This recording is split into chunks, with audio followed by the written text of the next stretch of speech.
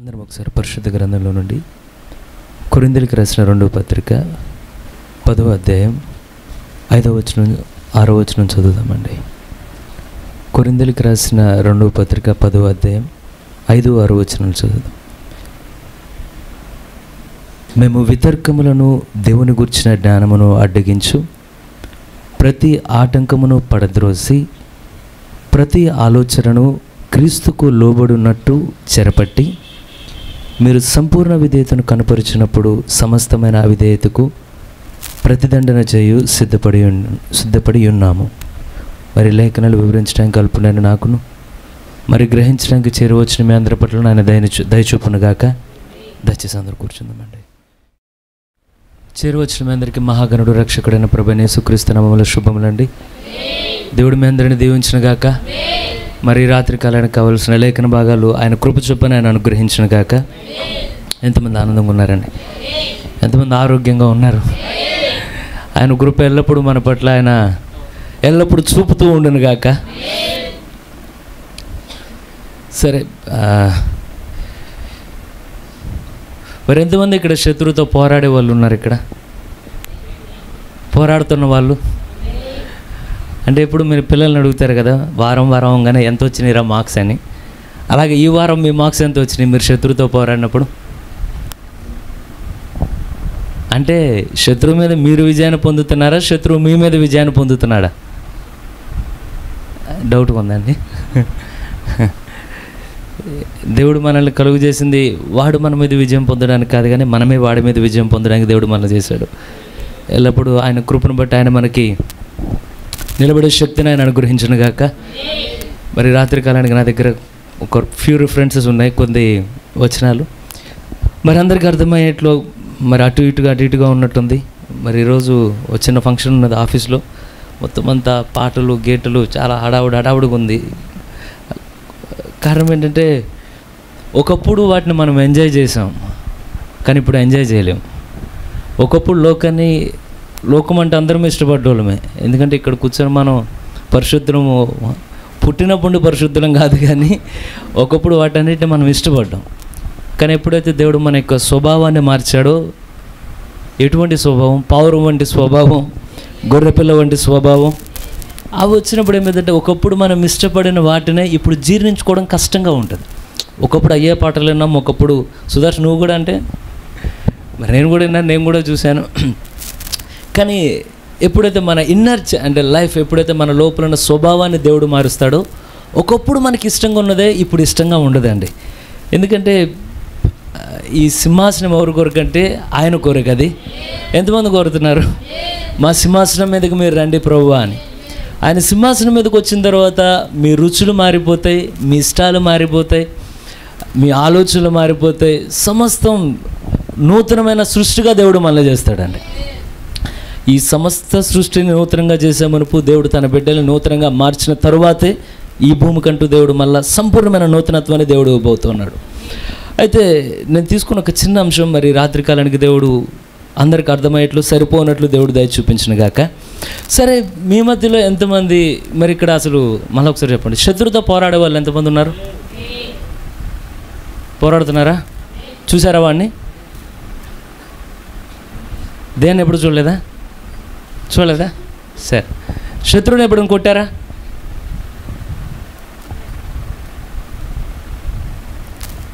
ఎందుకంటే నేను ఒక వర్తమానం చదివాను. ఇది ఇప్పుడు కాదు, ఎప్పుడో చాలా సంవత్సరాల క్రితం చదివాను. ఇది the greatest battle ever fought, అంటే ఏనాడు పోరాడినటువంటి అతి భీకరమైన యుద్ధం, అది గొప్ప పోరాటం. ప్రవక్త చెప్పిన వర్తమానం. ఎప్పుడైతే ఈ మెసేజ్ చదివేటప్పుడు నాకు చాలా ఇంట్రెస్టింగ్గా ఉంది ఫస్ట్.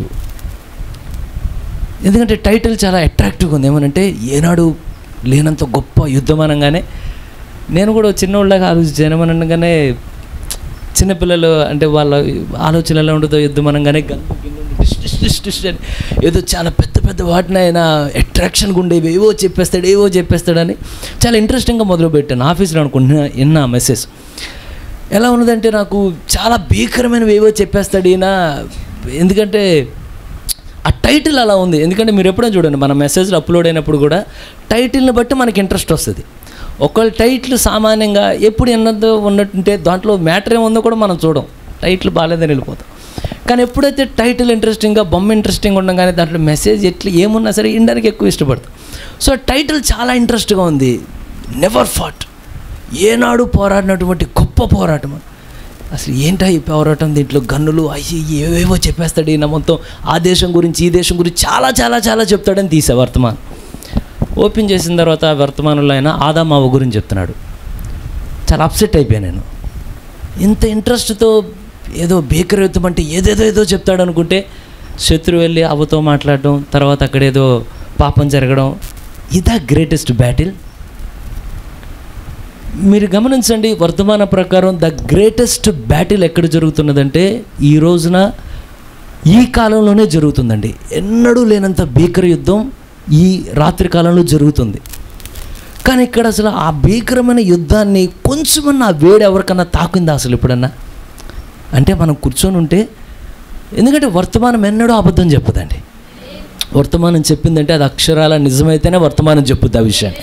వర్తమానం ఏమంటుందంటే అసలు ఏనాడు లేనంత భీకరమైన యుద్ధం, అసలు భూమి మీద ఎన్నడూ లేనంత భీకరమైన యుద్ధం ఈ సమయంలో జరుగుతుంది. అసలు జరుగుతుందంటే ఎక్కడ జరుగుతుంది? మన మధ్యలోనే జరుగుతూ ఉండాలి.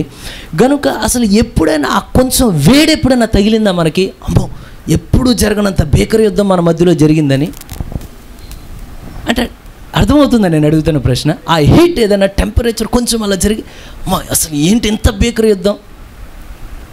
అసలు చాలామందిని అడిగితే యుద్ధం ఎక్కడ?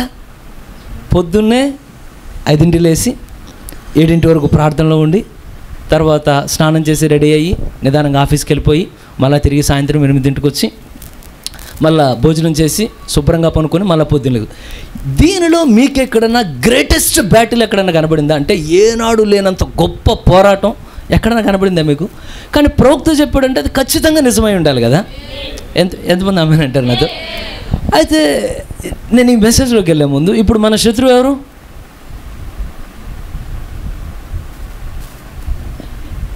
అని ఏ బ్రదర్ ఏ సిస్టర్ ఇంకా చూడు మాకండి, మనమంతా ఒకే ఒక జెండా పట్టుకున్నాం, కల్వరి జెండా తరపున మనం పోరాడుతున్నాం.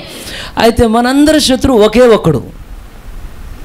మీ శత్రువు, నా శత్రువు, ఆయన శత్రువు ఎవరైతే వాడే మన శత్రువు. అయితే ఒక చిన్న మాట నేను చెప్తాను, ఇది నేను చాలా రోజులు నాకు అర్థం కాలేదు, చదివి నేను ముందుకెళ్తాను. ఇదే మెసేజ్లో ప్రవక్త చెప్తాడు ఒకటి, the devil is much harmless when he is without body.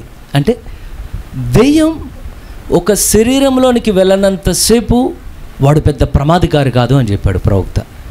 నిజంగానే ఒక దెయ్యం ఒక శరీరంలోకి వెళ్ళకపోతే వాడు ప్రమాదకారి కాకుండానే ఉంటాడా? నేను చాలాసార్లు ఈ కోడ్ చాలాసార్లు నేను విని, అసలు ప్రవక్త ఎందుకని చెప్పాడు ఈ విషయం? ఎందుకనంటే, మీకు ఎంతమంది నెల్లీ శాండర్స్ స్టోరీ గుర్తుందా? నెల్లీ శాండర్స్ స్టోరీలో ఆ అమ్మాయి మరి ప్రవక్త యొక్క పరిచయలో మార్పు పొందిన వ్యక్తి. అవి ఆ యవనస్త్రాలు ఒక డ్యాన్స్ ఉంటుందండి, సంథింగ్ ఆ పేరు ఏదో ఉంటుంది, ఆ వెరైటీ ఉంటుంది ఆ డ్యాన్స్ పేరు కూడా. మన దాంట్లో కూడా పేర్లు ఉంటాయి కదా, క్లాసిక్ ఏదో సమ్ బర్గ్ అనేది ఉంటుంది ఆ డ్యాన్స్ పేరు. ఎందుకంటే డ్యాన్స్లో కూడా చాలా ఉంటాయి, క్లాసికల్ డ్యాన్స్, వెస్టర్న్ డ్యాన్స్. అంటే వంకరలు తిరగడానికి కూడా రకరకాల వంకరల పేర్లు ఉంటాయి అనమాట. ఇలా తిరిగితే ఒక వంకర, ఇలా తిరిగితే వంకర. సో ఆవిడేదో ఒక వ్యాధికి ఒక డ్యాన్స్కి సంబంధించిన వ్యక్తి. కానీ ఎప్పుడైతే ప్రవక్త వర్తమానం చెప్పేటప్పుడు తన హృదయం చాలా కరిగించబడుద్ది.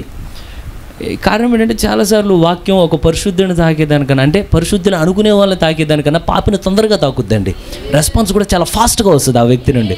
ఆ నెల్లీ శాండర్స్ చూడంగానే ఏమనుకుంటుందంటే, నేను చాలా పాపిని, ఈ లోకమంతా ఇక్కడంతా పరిశుద్ధులు, అంతా దేవుని యొక్క సన్నిధి ఇక్కడ ఉన్నది అనుకుంటుంది. వెంటనే వచ్చి తన జీవితాన్ని అర్పిస్తుంది, డ్యాన్సు గిన్స్ మొత్తం వదిలిపెట్టేసి దేవుని యొక్క బాటలోకి వస్తుంది. వచ్చిన తర్వాత ఈవిడెప్పుడు ఒక దగ్గర డ్యాన్స్ చేస్తూ ఉండేది ఆ వ్యక్తి. ఒకరోజు ఏం జరుగుతుందంటే, ఇప్పుడు క్రైస్తవంలోనికి వచ్చేసింది. ప్రవక్తను కూడా అడుగుద్ది, నా ఫేస్ చూడండి, నా ఫేస్లో నేను చాలా మేకప్ చేశా, కానీ మేకప్ వేసుకున్నాను కానీ నా ఫేస్లో ఒక మోటుగా కనబడుతుంది. మీరు చాలామందిని గమనించండి, మేకప్ వేసిన వాళ్ళు ఎప్పుడు ఫేస్ స్మూత్గా కనబడదు. వాళ్ళు ఎందుకు వేస్తారో నాకు చాలాసార్లు ఆశ్చర్యంగా అనిపిస్తుంది. వాళ్ళ ఫేస్ వేసిన తర్వాత ఇంకా భయంకరంగా అయిపోద్ది. కొంతమందిని చూసి అనుకుంటాం, ఈ లెయ్యకు ముందు మంచుకున్నారు, ఎందుకు సెట్ చేసుకుంటారు ఫేస్, ఇదంతా ఎర్రగా, ఇదంతా ఒక అట్ట ఏదో కట్టేసి రకరకాలుగా చేస్తారు. కానీ ప్రవక్త దగ్గరకు వచ్చి ఆవిడ అడుగుతుంది, నీ భార్యని నేను చూసా, నీ భార్య ఏ విధమైన మేకప్ లేదు, కానీ ఆ ఫేస్లో ఒక గ్లో ఒకటి కనబడుతుంది. అది ఎక్కడంటే పరలోకపు మహిమ దేవుడు మనలో ఉంచుతాడని. ఆ ఫేస్లో స్మూత్నెస్ మీరు ఎక్కడ చూడలేరు. అంటే దైవకంగా నిజంగా జీవించే వ్యక్తిలో ఆ వ్యక్తి అంత ముక్కు కళ్ళు అవన్నీ ఎట్టుకున్నా, అంటే చిన్న చిన్న కళ్ళు ఉన్నా పెద్ద పెద్ద ముక్కులు ఉన్నా ఎట్టుకున్నా సరే ఫేస్లో ఒక గ్లో అనేది కనబడుద్ది. అయితే ఎప్పుడైతే ఆ స్త్రీ అక్కడికి ప్రవక్త దగ్గరికి వచ్చేసరికి చెప్తుంది, కానీ మీ భార్యలో ఇలా ఉన్నది నాకు కావాలంటే చెప్తాడు ప్రవక్త, ఏం లేదు నువ్వు కూడా దేవుని సన్నిధిలో అడుగు పెట్టాను, దేవుని బాగా తెలుసుకుంటుంది. ఇంకా లోతుగా నడిచే సమయంలో ఒకరోజు ఏదో బట్టలు కుట్టించుకోవడానికి ఒక పని మీద వెళ్తుంది బయటికి వెళ్ళి. ఎప్పుడైతే రివర్స్లో ఆ ప్లేస్ నుండి వస్తూ ఉంటుందో ఆ ప్లేస్ ఏంటంటే ఇంతకుముందు తను ఎక్కడైతే డ్యాన్స్ వేసేదో అదే ప్లేస్, అదే స్పాట్. అది ఆ స్పాట్కి వచ్చేసరికి ఎప్పుడైతే కదిలి వెళ్తా ఉండగానే మీకు గుర్తొస్తుంది అనుకుంటున్నాను వినని వాళ్ళకి, ఎప్పుడైతే ముందుకు వస్తూ ఉండగానే ఆ డ్యాన్స్ వినబడంగానే మీరు గమనించండి, మీరు ఎంత పరిశుద్ధులైనా మీ చుట్టూ ఒక అట్మాస్ఫియర్ అనేది ఎల్లప్పుడూ ముఖ్యం. ఒకటి అంటే మీ నేల హృదయం సరిగా ఉండాలి, మీలో ఉండే విత్తనం సరిగా ఉండాలి, మీ చుట్టూ ఉండే వాతావరణం కూడా సరైన వాతావరణం ఉండాలి ఎప్పుడు. ఎందుకంటే మీరు ఎంత మంచోలైనా వాతావరణం కానీ పనికి మాలిన వాతావరణం అనుకోండి, అంటే వాతావరణం అంటే చలి వేసవికాలం అది కాదు నేను చెప్పేది, చుట్టూ ప్రార్థనాపూర్వకమైన వాతావరణం, దేవుని పరిశుద్ధులతో మనం సహవాసం చేసేటప్పుడు బలహీనుడు కూడా బలాన్ని పొందుకొని నిలబడుతూ ఉంటాడు. కానీ ఎప్పుడైతే ఒక బలవంతుడు కూడా లోక వాతావరణానికి వెళ్తాడో అది ఫీల్ అవ్వచ్చు, ఏమంటే లోపల ఏదో పవర్ డిశ్చార్జ్ అయిపోతూ ఉంటుంది అనమాట, లోకం తొందరగా అట్రాక్ట్ చేస్తూ ఉంటుంది. కనుక ఈ వ్యక్తి ఎప్పుడైతే అక్కడ నుంచి ఉందో నిదానంగా డ్యాన్స్ వింటూ ఉన్నది, ఈ లోపల ఆటోమేటిక్గా స్టెప్పులు పడిపోతున్నాయి. ఎందుకంటే మనకి ఇవన్నీ పిచ్చి గురుగులు అంటే మన మైండ్లో ఆల్రెడీ ఉంటాయి. అంటే మనం నేర్పించక్కర్లా మన మైండ్కి, మనం ఏం ట్రైన్ చేయక్కర్లా. ఎప్పుడైతే బీట్ పడుతూ ఉంటుందో బయట ఆటోమేటిక్గా కాలు కూడా దానికి అది ఆటోమేటిక్గా పనిచేస్తూ ఉంటుంది. ఇట్లా ఎప్పుడైతే ఆల్రెడీ డ్యాన్స్ చేసింది, ఎప్పుడైతే కాలు అలా కొడుతూ ఉన్నదో ఇంకా తెలియకుండానే లోపలికి అలా చూస్తుంది, ఏదో ఒక అట్రాక్షన్ లోపలికి నిదానంగా అక్కడ ఉన్న వ్యక్తి చేయేస్తాడు. అప్పుడు తేరుకుంది, అరే నేను వచ్చేంటి, నేను అసలు సంఘంలో మందిరంలో ఉండవలసిన వ్యక్తిని ఇక్కడున్నానని చెప్పి ఇక పరుగున పరిగెత్తుకుంటూ వెళ్తుంది. ఎప్పుడైతే వచ్చేసరికి ప్రవక్త అదే సమయంలో ఇంట్లో ఉంటాడు, ఒక వ్యక్తి ఏమో తాగిన వ్యక్తి ఉంటాడు అక్కడ, తీసుకొచ్చి ప్రవక్త తిడుతుంటాడు, నీ బతుకులో నువ్వు ఎప్పుడు మాంతావు ఇది, ఇక తాగడం ఆపు అంటే ఆయన బెల్లి నన్ను అట్లా అనమాకు బెల్లి అంటే కంట్రోల్, ఆయన తాగుంటాడు అక్కడ. ప్రవక్త అలాగే చెప్తాడు, ఎక్స్ప్లెయిన్ చేస్తుందని. ఇలా మాట్లాడుతూ ఎప్పుడైతే ఉండగానే తలుపు ఒక్కసారిగా తన ఒక్కసారి ఈ తాగినోడికి మైకిని దిగిపోద్ది. ఏంటి బయట ఏదో వెంటనే ప్రవక్త ఒక్కసారిగా ఆ జాకెట్ ఏమన్నది టక్మని వాళ్ళకుండే ఆ సూట్ లాంటి సంథింగ్ ఏదో జాకెట్ వేసుకొని ఒక్కసారి దూకి తలుపు తీస్తాడు. తీయగానే నెల్లీ శాండర్స్ నిలబడి ఉంటుంది. ముఖమంతా ఒకలాంటి భయం, ముఖం ఒకలాంటి చాలా కంగారుగా ఉండి, బ్రదర్ బిల్లి నేనైతే కావాలని చేయాలి, నేను నిజం చెప్తున్నాను. అసలు ఏం కావాలని చేయాలి, నువ్వు కంగారులో ఉన్న ముందు లోపలికి రా, బిల్లి నన్ను ఏదో వెంటబడుతుంది, ఏదో నన్ను ఏం వెంటబడి, అసలు నువ్వు లోపలికి రా. మీరు గమనించండి, నేను ఫస్ట్ అసలు చెప్పింది ఏంటి, the devil is much harmless when he is without body. అంటే శరీరం లేకుండా ఉంటే దురాత్మ దాదాపు శక్తిహీనమైనది. నేను అడుగుతున్న ప్రశ్న, నిజంగా శరీరం లేకపోతే శత్రువు శక్తిహీనుడా, శక్తి కలిగినోడేనా?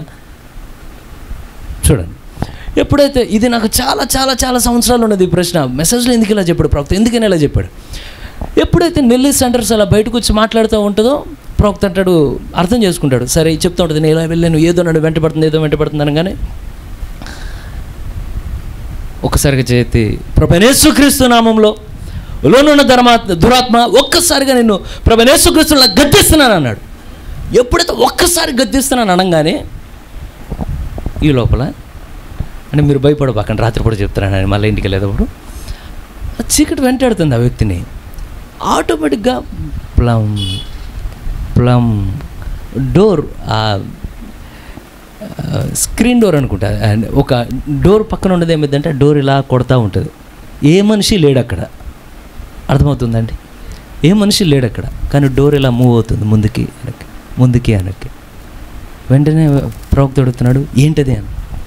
ఉంటుంది, నాకు తెలియదు అంటుంది. ఈయన అంటున్నాడు, నాకు తెలియదు. ఆయనకి నేను అడుగుతున్నది మళ్ళీ అడుగుతున్నాను, ఒక శరీరం లేకుండా దయ్యం శక్తిహీనమా, శక్తి కలిగినదా? కారణం సౌత్ ఆఫ్రికాలో చాలామంది సాక్ష్యాలు చెప్పారు. వాళ్ళు కనీసం ఇలా నిలబడి అక్కడ ఎక్కువ చేతబడులు ఇలాంటివి ఎక్కువ జరుగుతూ ఉంటాయండి సౌత్ ఆఫ్రికాలో. అక్కడ ఎక్కువ పూజలు చేయడమే, అంటే వాళ్ళ రకాల్లో వాళ్ళు ఇలా కూర్చొని ఉంటే ఈవిల్ స్పిరిట్స్ అలా వెళ్ళేటప్పుడు డోర్ను ఒక్కసారి ఏ మనిషి కనబడ్డు మీకు కళ్ళ ముందు మీరు ఇలాగే ఉంటారు. మనం ఇలా మాట్లాడుతూ ఉంటాం, ఈరోజు రాత్రి ఎంతమంది నిద్రపోతారో ఎంతమంది నిద్రపోరో, కానీ నిజం అది. వాళ్ళు చెప్పిన నేను కొన్ని చూశాను కూడా, అంటే కొన్ని క్లిప్పింగ్స్. వాళ్ళు ఇలా మాట్లాడుతూ ఉండగానే ఒక్కసారి ఈవిల్ స్పిరిట్ ఇలా మూవ్ అయ్యేటప్పుడు డోర్ కొడితే దబ దబ దబ దబ దబ. ఏ మనిషి కనపడ్డా మీకు? Just power of a spirit. ఒక ఆత్మకున్న శక్తి ఎప్పుడైతే అలా కదిలి వెళ్తూ ఉంటుందో, ఆ గాలి, ఆ వేగం ఎలా ఉంటుందంటే ఇక నేను ఇంతకు మించి నేను ఎక్స్ప్లెయిన్ కూడా చేయకూడదు ఇక రాత్రిపూట.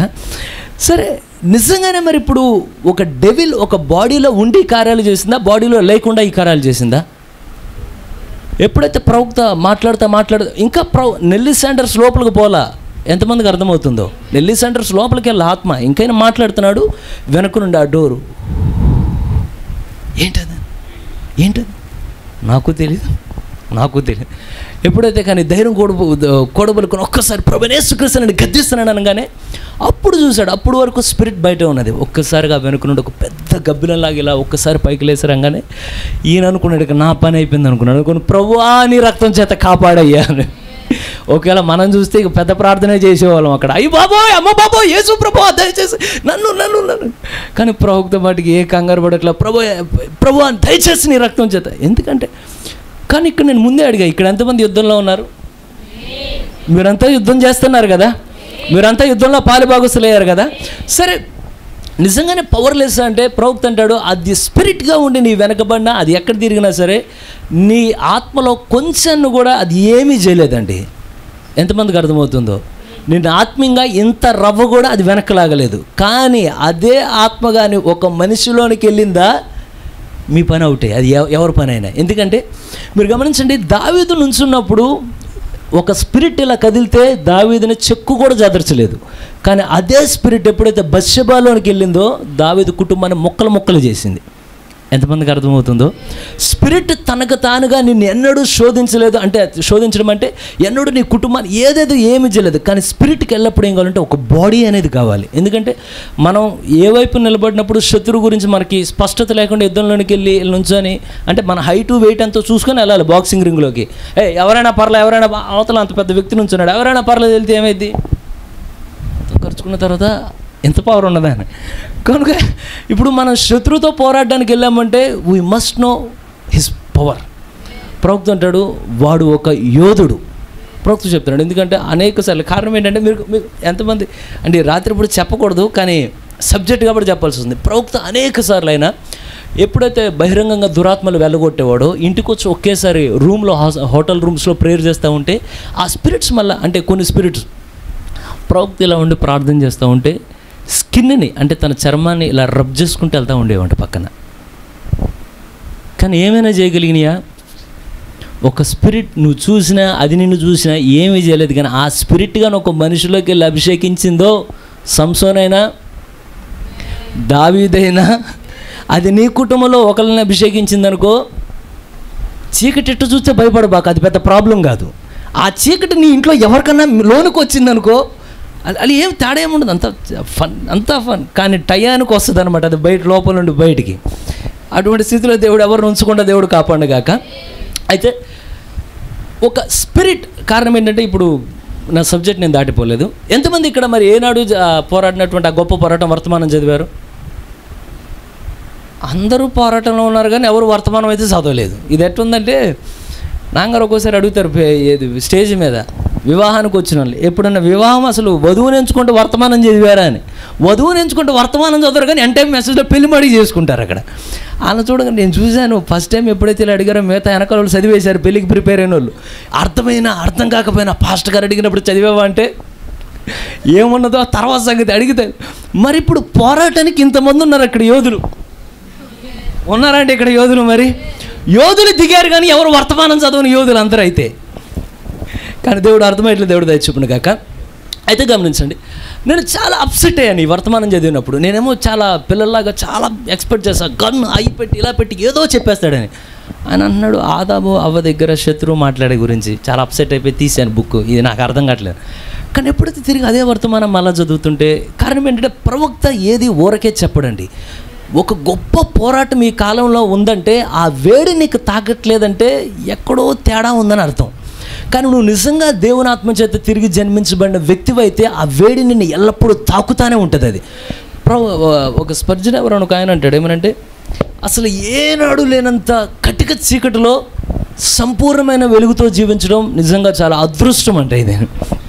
అయితే మనకి ఏదైనా తోటలో జరిగిన యుద్ధం ఏంటో తెలుసు. యుద్ధం ఏంటయ్యా అంటే జస్ట్ ఇంట్రడ్యూస్ చేసి వెళ్ళిపోతాను. హవ్వ దగ్గరికి వచ్చేసరికి జరిగిన ఆ వారం ఏమనంటే, ఈ ప్రపంచం మొత్తం పడిపోవడానికి కారణం అక్కడ జరిగిన కారణమే అండి. హవ్వ దగ్గర ఆ పాపం జరగడం అదంతా. కానీ ఎప్పుడైతే సర్పం వచ్చి హవ్వ ముందు నిలబడి మాట్లాడుతూ ఉన్నాడో, మాట్లాడినప్పుడు వాడు ఒక పని చేశాడంట. ఏమనంటే, ఇదిగో మీరు నా సహోదరులు తల్లిలు అందరూ ఇక్కడ ఉన్నారు, కానీ ఇక్కడ వర్తమానం ఏం ఉందో అదే చెప్తున్నాడు. ఒక ఫీమేల్ ఎలా ఉంటుందో మొత్తం ఎక్స్ప్లెయిన్ చేస్తున్నాడంట. ఏమనంటే, పలానాది ఇలా, ఇది ఇలా, ఈ శరీరం ఇలా, ఇది ఇలా. ఆవిడికి తెలియదు. ఆవిడ దిగంబరే కానీ వర్తమానం ఏమేముంటుంది బైబిల్ వారికి తెలియదు. కారణం, పరిశుద్ధమైన ముసుగు దేవుడు ఉంచాడు వారి మీద. వారి బాడీ ఎలా ఉన్నదో ఎక్స్ప్లెయిన్ చేసి పాపంలోనికి వాళ్ళు లాగాడండి. కానీ ఈ చివరి కాలంలో దేవుడు వర్తమానికుడి ద్వారా ఏం చేస్తున్నాడంటే, మన శరీరాన్ని ఎక్స్ప్లెయిన్ చేయట్లా. కారణం ఏంటంటే, మనకు చాలా చాలా మిస్టరీలు తెలుసు, కానీ ఒక మిస్టరీ తెలియదు. నువ్వే ఒక మిస్టరీ అన్న విషయం తెలియాలి. ఏమనంటే, మనం తిరుగుతూ ఉన్నాం, కానీ మనం ఒక్కళ్ళం కాదు. మనం ఎంతమంది? ముగ్గురు. అంటే ముగ్గురు వ్యక్తులని అర్థం కాదు, కానీ ఎంతమంది? మనలో ఎన్ని ఉన్నాయి? ఒకటి బాడీ, ఆత్మ, అంతరాత్మ. ఈ మెసేజ్లో వీటిని హైలైట్ చేసుకుంటాం. డెవిల్ ఏమో వాటిని ఎక్స్ప్లెయిన్ చేసి పాపంలో లాగితే, దేవుడు వీటిని ఎక్స్ప్లెయిన్ చేసి పాపంలో దేవుడు బయటికి లాగాలని దేవుడు కోరుతున్నాడు. వీటిని నీకు ఎప్పుడైతే ఇవి అంటే ఈ పోర్షన్ అనేది సరిగా అర్థం అవ్వగలిగితే, దేవుడు కృపను బట్టి తగినంత తక్కువలో చెప్పడానికి దేవుడు నాకు దయచూపును గాక. ఎప్పుడైతే నిన్ను నువ్వు అర్థం చేసుకోగలిగితే, అంటే నా బాడీ కారణం ఏంటంటే, మీరు గమనించండి, ఇక్కడ కూర్చొని ఉన్నారు కదా, మీలో సగం మంది నా ఎంక అంటే సగం కాదు, దాదాపు 99% నా ఎంక చూసి మీరు నవ్వుతూనే ఉంటారు.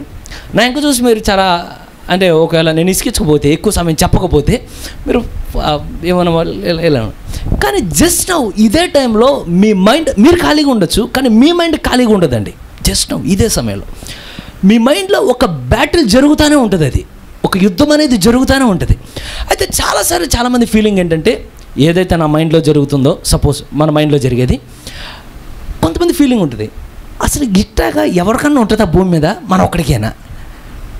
అంటే మన మైండ్లో జరిగేది ఇదంతా అసలు ఎవరికన్నా ఎట్లా ఉంటుందా, మన ఒక్కడికైనా? చెబితే హవా అంటారో తెలియదు. అంటే రకరకాల ఫియర్, అంటే భయాలు చాలా చాలా ఉంటాయి మనలో. కానీ వీటిని ఏమి బయటకు పెట్టకుండా, కారణం ఏంటయ్యా అంటే, బ్యాటిల్ ఎక్కడ జరుగుతున్నదంటే బయట ఎక్కడ జరగట్లా, నీ మైండ్లో జరుగుతుంది. గ్రేటెస్ట్ బ్యాటిల్ అంటాడు ప్రభు. ఏనాడు లేనంత గొప్ప పోరాటం ఎక్కడున్నదంటే, ఇక్కడ కూర్చొనే ఉన్నావు, నా ఇంకా చూస్తూనే ఉన్నావు, మొత్తం అంతా ఎవ్రీథింగ్ ఫైన్, మంచిగా చీర కట్టుకొచ్చారు, ఇస్త్రీ చీర, మొత్తం అంతా చాలా నీట్గా బైబిల్ అంతా పట్టుకొని కూర్చున్నారు, కానీ మీ మెదడు మాటికి ప్రశాంతంగా ఉంటుంది. అది మాటికి పరుగులు పరుగులు పరుగులు పరుగులు పరుగులు పరుగులు. మీకున్న శక్తి చేత కొంతకాలం నియంత్రిస్తుంటారు. అంటే ఇది జలుబు చేసినప్పుడు ఈ మెడిసిన్ వాడతారు కదా, అదేం చేస్తాను, కొంత మత్తెక్కిస్తుంది అనమాట. ఎక్కించి జలుబు తగ్గదు. అది కొంచెం పనుకున్న తర్వాత మళ్ళీ లకంగానే మళ్ళీ జలుబు ఉంటుంది. ఆరాధనలోకి వచ్చినప్పుడల్లా కొంచెం రికవరీ అవుతూ ఉంటారు. ఈ పోరాటం అంతా జరుగుతున్న ఆరాధనలోకి వచ్చి అంతా బాగానే ఉంది. ఎప్పుడైతే తిరిగి వెళ్తావో బ్యాటిల్ విల్ స్టార్ట్ అగైన్. నువ్వు ఇక్కడ అంత ఫైన్, కానీ ఎప్పుడైతే చర్చ్ డోర్ దాటి నువ్వు వెళ్తావో, మీరు గమనించండి, ఫ్యామిలీ మొత్తాన్ని కంట్రోల్ చేసేవాళ్ళు ఉంటారు, కానీ మీ మైండ్ కంట్రోల్ చేసుకునే వాళ్ళు చాలామంది ఉంటారు భూమి మీద. ఫ్యామిలీ మొత్తం, కూర్చో అక్కడ, నువ్వు ఇచ్చేయి, నేను చెప్పాను, నేనే బాస్. కానీ నీ మైండ్కి నువ్వు బాస్ కాదు, మొత్తాన్ని కంట్రోల్ చేస్తావు, అట్లా అట్లా అట్లా అట్లా. కానీ నీ మైండ్ దగ్గరకు వచ్చేసరికి అదొక సీక్రెట్. ప్రవక్త అంటున్నాడు ఏమనంటే, నీకు ఆ బ్యాటిల్ అనేది అర్థం అవ్వాలంటే, నీలో ఉన్న మిస్టరీ నీకు అర్థమైతే, ఆ బ్యాటిల్ ఏంటో నీకు అర్థమైతే, ఆ యుద్ధం ఏంటనేది నీకు అర్థమైంది. ఎంతమంది తెలుసుకుందాం అని కోరుతున్నారు? సరే సుదర్శ్, మరి బ్యాటిల్ ఏంటంటే మీకు తెలుసు, మీరే చెప్పండి నాకు. మనలో ఎన్ని ఉంటాయని చెప్పాడు వర్తమానం ఏం చెప్తుంది? శత్రువు ఏం వివరించాడు? అవయవాలు వివరించాడు. దేవుడు అవయవాలు వివరించట్లా. ఆ పాపం ఆవిడ ఎలా పడిందో చెప్పి, నువ్వు అలా పడమాకని లో నుండి దేవుడు బయటికి లాగానే దేవుడు కోరుతున్నాడండి. సరే ఒకసారి మీరే చెప్పండి. మొట్టమొదటిగా ఏంటిది? నేను ఆర్టిస్ట్ని కాకపోయినా ఇదో ట్రై చేస్తాను. ఓకే, అది గుడి అనుకుంటారు, ఎవరు పిల్లలు అనుకుంటారు, ఓ మనిషి అనుకోండి. నెక్స్ట్ దానిలో నుండి నెక్స్ట్ పార్ట్ ఏముంటుంది మన లోపల? మీకు విషయం తెలుసా, పెద్ద పెద్ద సైంటిస్టులు తెలియని విషయం మీకు తెలుస్తుంది. సుదర్శే, వర్తమానం ఎల్లప్పుడు నువ్వు జయించడానికి కావాల్సినవన్నీ సైంటిస్టులకు అర్థం కాకపోయినా దేవుడికి తెలియజేస్తాను ఉంటాడు ఈ కార్యం. సరే, ఇప్పుడు ఆత్మను ఎక్కడికిను? బుర్రలోకినా? మరి ఇక్కడికినా? మీ ఇష్టం అన్నమాకండి, ఎందుకంటే ఇది మన ఇష్టం కాదు. కళ్ళు ఎక్కడ పెట్టినట్టు ఎక్కడ పెట్టండి కుదరదు కదా. ఆల్రెడీ నీకు ఎక్కడ ఫిక్స్ అయిందో అక్కడే పెట్టాలి కదా. మరి మీ ఆత్మ ఎక్కడ ఉంటుంది? సేమ్ యాజ్ టీజ్కి లోపలికి గీసేస్తున్నావు గీత. ఓకేనా? సరే, మూడవది ఏమున్నది? అంతరాత్మ, ప్రాణం, సోల్. అయితే ఈ వర్తమానం చదివి ఎవరు కన్ఫ్యూజ్ అవ్వమాకండి. దీంట్లో ప్రవక్త డిఫరెంట్ చెప్తాడు. సోల్ని స్పిరిట్ అంటాడు, స్పిరిట్ని సోల్ అంటాడు. అప్పటికి సీల్స్ ఓపెన్ అవ్వాలి. ఆ తర్వాత ఉండి కొంచెం సరి చేసుకుంటూ వస్తాడు వాటిని. సరే, ఇప్పుడు ఈ ముగ్గురు ఇక్కడున్న ప్రతి ఒక్కళ్ళు, మీరు ఒక్కళ్ళు కాదు, మీరు ఎంతమంది అంటే మీరు ఒకళ్ళే, కానీ మీలో ఉన్నవన్నీ 3. ఈ 3 వేరు చేస్తే మన టైం అవుట్ అని అర్థం. అయితే దేవుడి దయబట్టి రాత్రికాలం ఆయుష్కాలంతో ఉండడానికి దేవుడు దయ చూపించాడు. అయితే మీరు గమనించండి, వీటి 3 ఇప్పుడు మన ఆంధ్రప్రదేశ్కి రాజధాని ఏది? లేదేనా? సరే, వదిలేసండి. అమరావతి అనుకోండి. మళ్ళీ ఇప్పుడు పొలిటికల్ గొడవ వద్దు. కానీ సరే, మొన్న ఒకళ్ళు సండే స్కూల్లో అడిగితే వాళ్ళు చెప్పిన వాటికి నాకు బుర్ర తిరిగిపోయింది. ఆంధ్రప్రదేశ్ రాజధాని అంటే ఢిల్లీ అంటున్నారు. వాళ్ళని చూసి బాబు అసలు మీరు నేనే సోషల్లో వీక్ అంటే నాకన్నా దారుణంగా ఉన్నారు మీరని. అసలు ఏది దేశమో తెలియట్లేదు వాళ్ళకి. వాళ్ళు 8th క్లాస్ 9th క్లాస్ ఏది దేశమో తెలియదు, ఏది రాష్ట్రమో తెలియదు, ఏది జిల్లానో అర్థం కావట్లేదు వాళ్ళకి. సరే, మీకెలా ఎందుకని రాజధాని అంటే దేశంలో జరిగే వాటన్నిటిని ఎవరు ఆలోచిస్తారు? రాజధానిలో కూర్చున్న కార్యకలాపాలే దేశమంతటిని, అంటే ఇప్పుడు భారతదేశం మొత్తానికి రాజధాని ఢిల్లీ కనుక ప్రముఖమైన ఆఫీసులన్నీ ఎక్కడుంటాయి? అరే నాకు విజయవాడ అంటే ఇష్టం, దాంట్లో పెట్టంటే కుదరదు, అది మెయిన్ కాబట్టి అక్కడే పెడతారు. సో నీకు రాజధాని ఏది? నీ బాడీ మొత్తానికి హాట్స్పాట్ అంటే ఏమనంటే థ్రోన్, నీ శరీరం మొత్తంలో సింహాసనం ఉండే స్థలం ఏది? అబ్బో, అసలు నేను ఇంకోళ్ళ గురించి మీ గురించి అడుగుతాను. మీకు ఎక్కడుంది సింహాసనం? పాట మాడికి పాడతారు, హృదయం అనే సింహాసనం మీద ఉన్నావు ప్రభువా అని. ఎక్కడ సింహాసనం ఉంటుంది? థ్రోన్. మీకు అర్థమయ్యట్లేదు దేవుడు దయచు. థ్రోన్ అది. అయితే ఎన్నడైనా మీరు దెయ్యం ఒక మనిషిలోనికి వెళ్ళడం చూసారా? కారణం ఏంటంటే ఈ భూమి మీద 2 గొప్ప శక్తులు ఉన్నాయంట. అవి ఎల్లప్పుడూ పోరాడుతూ ఉంటాయి. కారణం ఏంటంటే మీరు చూడండి, క్యారమ్ బోర్డులు ఆడేది ఎప్పుడు ఏం చేస్తారంటే ఎవరి కాళ్ళు వాళ్ళ కాయిన్ కోసం ట్రై చేస్తూ ఉంటారు. ఎక్కువ కాయిన్స్ వస్తే ఏంటి అర్థం? వాళ్ళు ఎక్కువ గెలిచారని. శత్రువు కూడా కాయిన్స్ కోసం ట్రై చేస్తాడు. ఆ కాయిన్స్ ఎవరంటే కొన్ని తెల్ల కాయిన్స్, కొన్ని నల్ల కాయిన్స్ మనమే. ఎవరికి ఆడుతూ ఉంటారనమాట. సో ఎప్పుడైతే మీలోనికి దేవుడు, మీరు గమనించండి, దెయ్యం ఏం కొడతాడంటే మీ లోపలికి రావాలని కొడతాడు. దేవుడు ఏం కొడతాడు? మీ లోపలికి రావాలని దేవుడు కొడతాడు. ఎక్కడికి? హృదయం అనే సింహాసనంలోనికి రావాలి. అయితే మీరు గమనించండి, ఇప్పుడు ఇంటిలోనికి రావాలంటే, చర్చిలోకి రావాలంటే ఈ డోర్ క్లోజ్ చేశాను. ఎలా వస్తారు చర్చికి లోపలికి రావాలంటే? ఒకవేళ ఈ డోర్ అయినా లేకపోతే ఈ డోర్. సో ఎలా అయితే ఒక గదికి ఒక డోర్ లోపల నుండి లోపలికి వస్తారో, అంటే ఒక డోర్ ఒక ద్వారంలో నుండి లోపలికి వచ్చి కూర్చుంటామో, సో మీ బాడీలోనికి వెళ్ళాలన్నా కొంచెం మీకు అర్థమయ్యేట్లు దేవుడు దయ చూపించను గాక. ఎందుకంటే 2 శక్తులు చాలామందికి వేడి కూడా ఇప్పుడు తాకదు. ఏమనంటే అతి గొప్ప భీకరమైన ఊరికి అతి గొప్ప భీకరమైన దోండి మనకి తెల్లారులు అంత అలా ఉండదు నీకు. అంటే ఆ వేడి నీకు ఎప్పుడు తాకట్లేదు అసలు. నేను ఒకటినమ్మా, ప్రవక్త చెప్పాడంటే గ్రేటెస్ట్ బ్యాటిల్ ఇక్కడే ఉండి తీరాలి. అది కొంతమందికి అది తెలియకపోవచ్చు, కానీ కొంతమందికి మాటికి ఎల్లప్పుడూ ఆ వేడి తగులుతానే ఉంటుంది. ఏమనంటే ఈ 2 శక్తుల్లో ఒకప్పుడేమో దేవుడు ఈ బాడీ నాది అంటాడని. కారణం ఏంటి? మీ దేహాలే ఆయనకి దేవాలయం కదా. ఎంతమంది నమ్ముతున్నారు ఆ విషయాన్ని? అయితే ఈ 2 పవర్స్ ఎప్పుడైతే ఫైట్ చేస్తూ ఉంటాయో, ఈ 2 పవర్లు దేనికోసం ఫైట్ చేస్తాయంటే ఈ థ్రోన్ మీదకి వచ్చి కూర్చోవాలి. ఆయన ఆశ ఎప్పుడూ మారదండి. ఎందుకంటే ఇప్పుడు ఆయన మనకు పైగా లేడు కానీ, మన మధ్యలో లేడు కానీ, మన లోనికి రావాలని దేవుడు కోరుతున్నాడు. ఆయన ఇక్కడున్న ప్రతి ఒక్క వ్యక్తి సింహాసనం లోనికి వెళ్ళి ఆయన కూర్చొని దిస్ ఈజ్ మై కింగ్డమ్, ఇదే నా సామ్రాజ్యం అని చెప్పాలని దేవుడు కోరుతున్నాడు. కానీ ఈ బాడీ లోపలికి వెళ్ళాలంటే దారి ఇది. అంటే మన హృదయం సింహాసనంలోనికి వెళ్ళాలంటే ఒక ద్వారం అనేది లేకుండా లోనికి వెళ్ళే ఛాన్స్ లేదు. ఒక ద్వారం ద్వారా దేవుడు హృదయం లోనికి రావాలి. ఆ ఛానల్ ఏంటిది?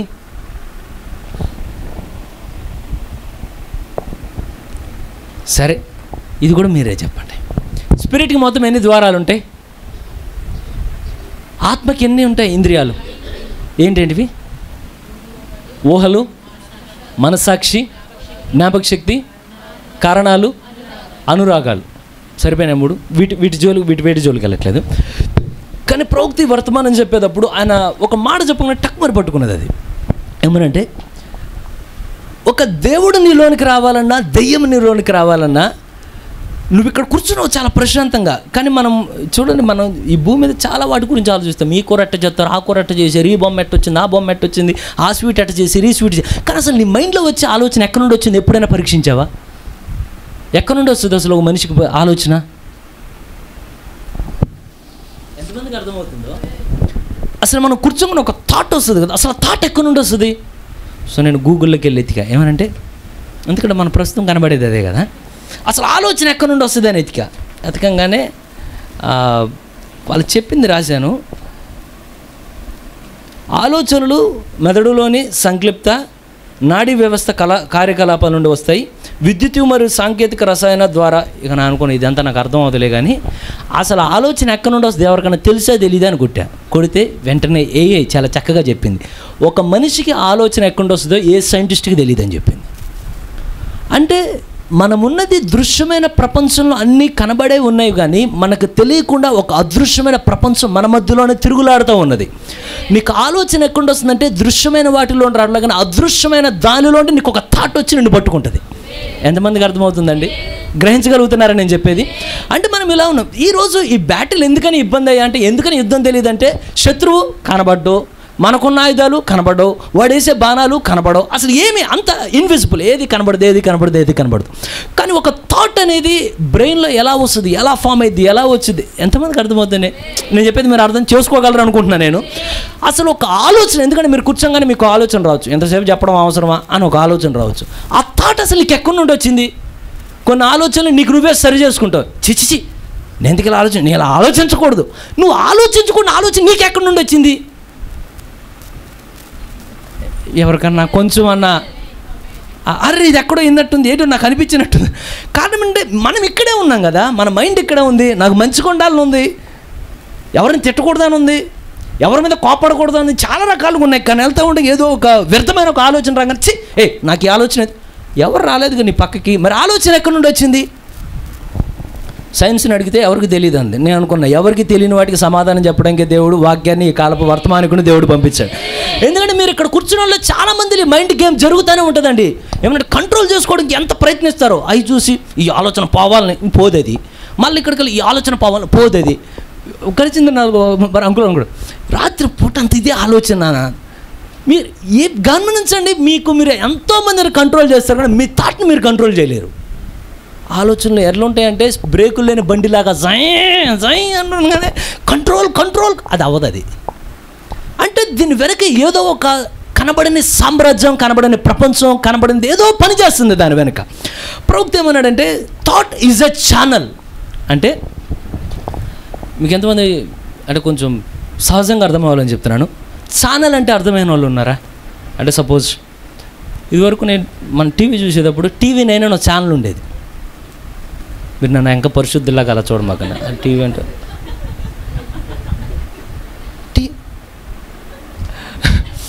తెలుసు కదా, టీవీ ఛానల్కి వచ్చే సిగ్నల్స్ ఎక్కడుంటాయి? మన మధ్యలోనే ఉంటాయి. టీవీ 9 ఎక్కడ ఉందంటే మన మధ్యలోనే ఆ గాలిలో ఆ సిగ్నల్స్ తిరుగుతూ ఉంటాయి. కానీ ఎప్పుడైతే నువ్వు టీవీకి వెళ్ళి ఆన్ చేస్తావో ఆ ఛానల్ పెడితే ఏమైతే ఈ సిగ్నల్స్ అన్నీ దానికి కనెక్ట్ అయ్యి కావాల్సిన మూవీని బయటికి తీసుకొస్తాయి.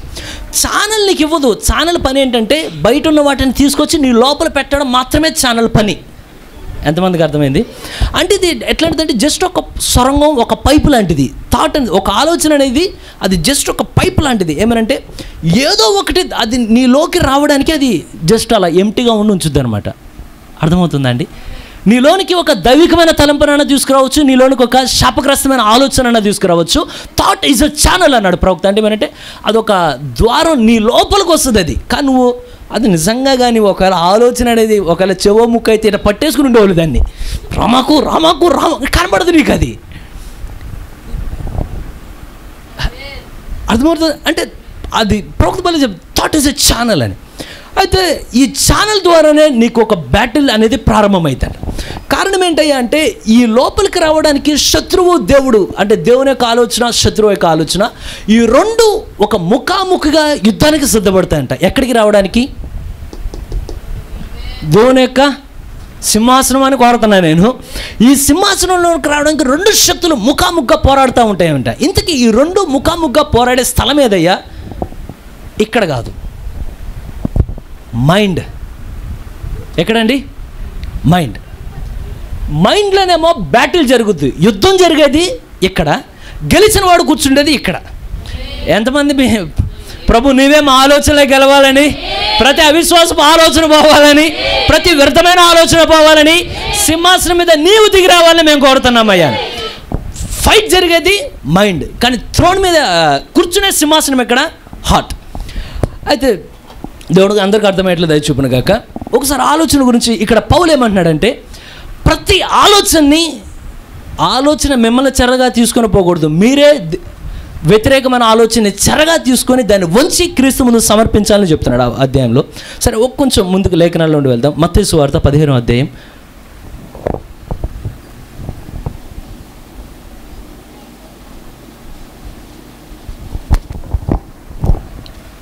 15వ అధ్యాయం 11వ వచనం చదువుదాం.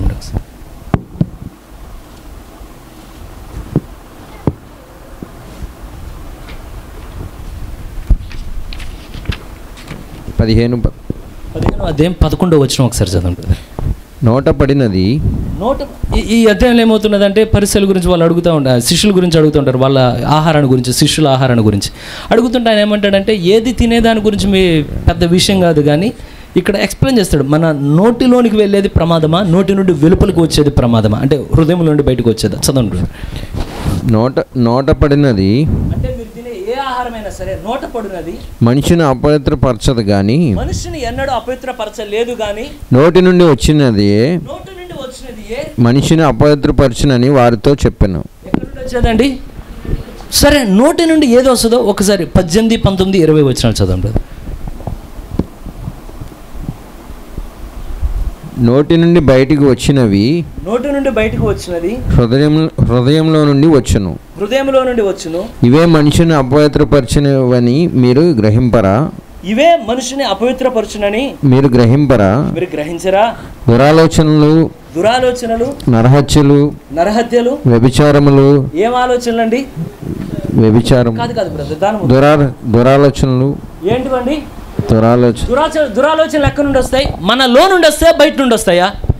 థాట్ అనేది ఒక ఛానల్ మాత్రమే, కానీ లోనికి వచ్చి శత్రువు పోరాడేటప్పుడు కారణం ఏంటయ్యా అంటే, మీరు గమనించండి, ప్రవక్త చాలాసార్లు మాట అంటాడు, మీకు వచ్చే ఆలోచనలు కొంచెం వీటి గురించి మనం చదివితే, కొన్ని ఆలోచనలు నీకు వచ్చే ఆలోచన నీకు చాలా వరకు అది 100% రైట్ అనిపిస్తుంది అంట.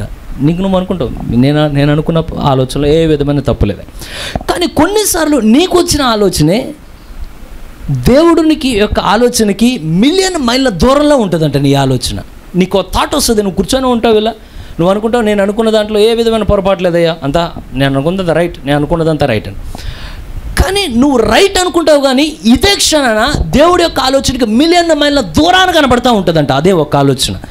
ఇంతకీ ఈ ఆలోచన నీలోనికి రావడానికి పట్టే సమయం ఎంత తెలుసా? Milli seconds. నీలోనికి ఆలోచన రావడానికి గంటలకి ఏదో గూడ్స్ బండి వచ్చినట్టు ఇలా రాదు లోపలికి ఆలోచన, టక్మని వస్తుంది ఆలోచన. నువ్వు ఆలోచనలు పట్టుకోగానే నిజానికి దేవుడు అనుకున్న ఆలోచనకి నువ్వు అనుకున్న ఆలోచనకి మధ్యలో మిలియన్ మైళ్ళ దూరం కనబడతా ఉంటుందంట. సుదర్శన్ నిజమా అంటే మీరు గమనించండి.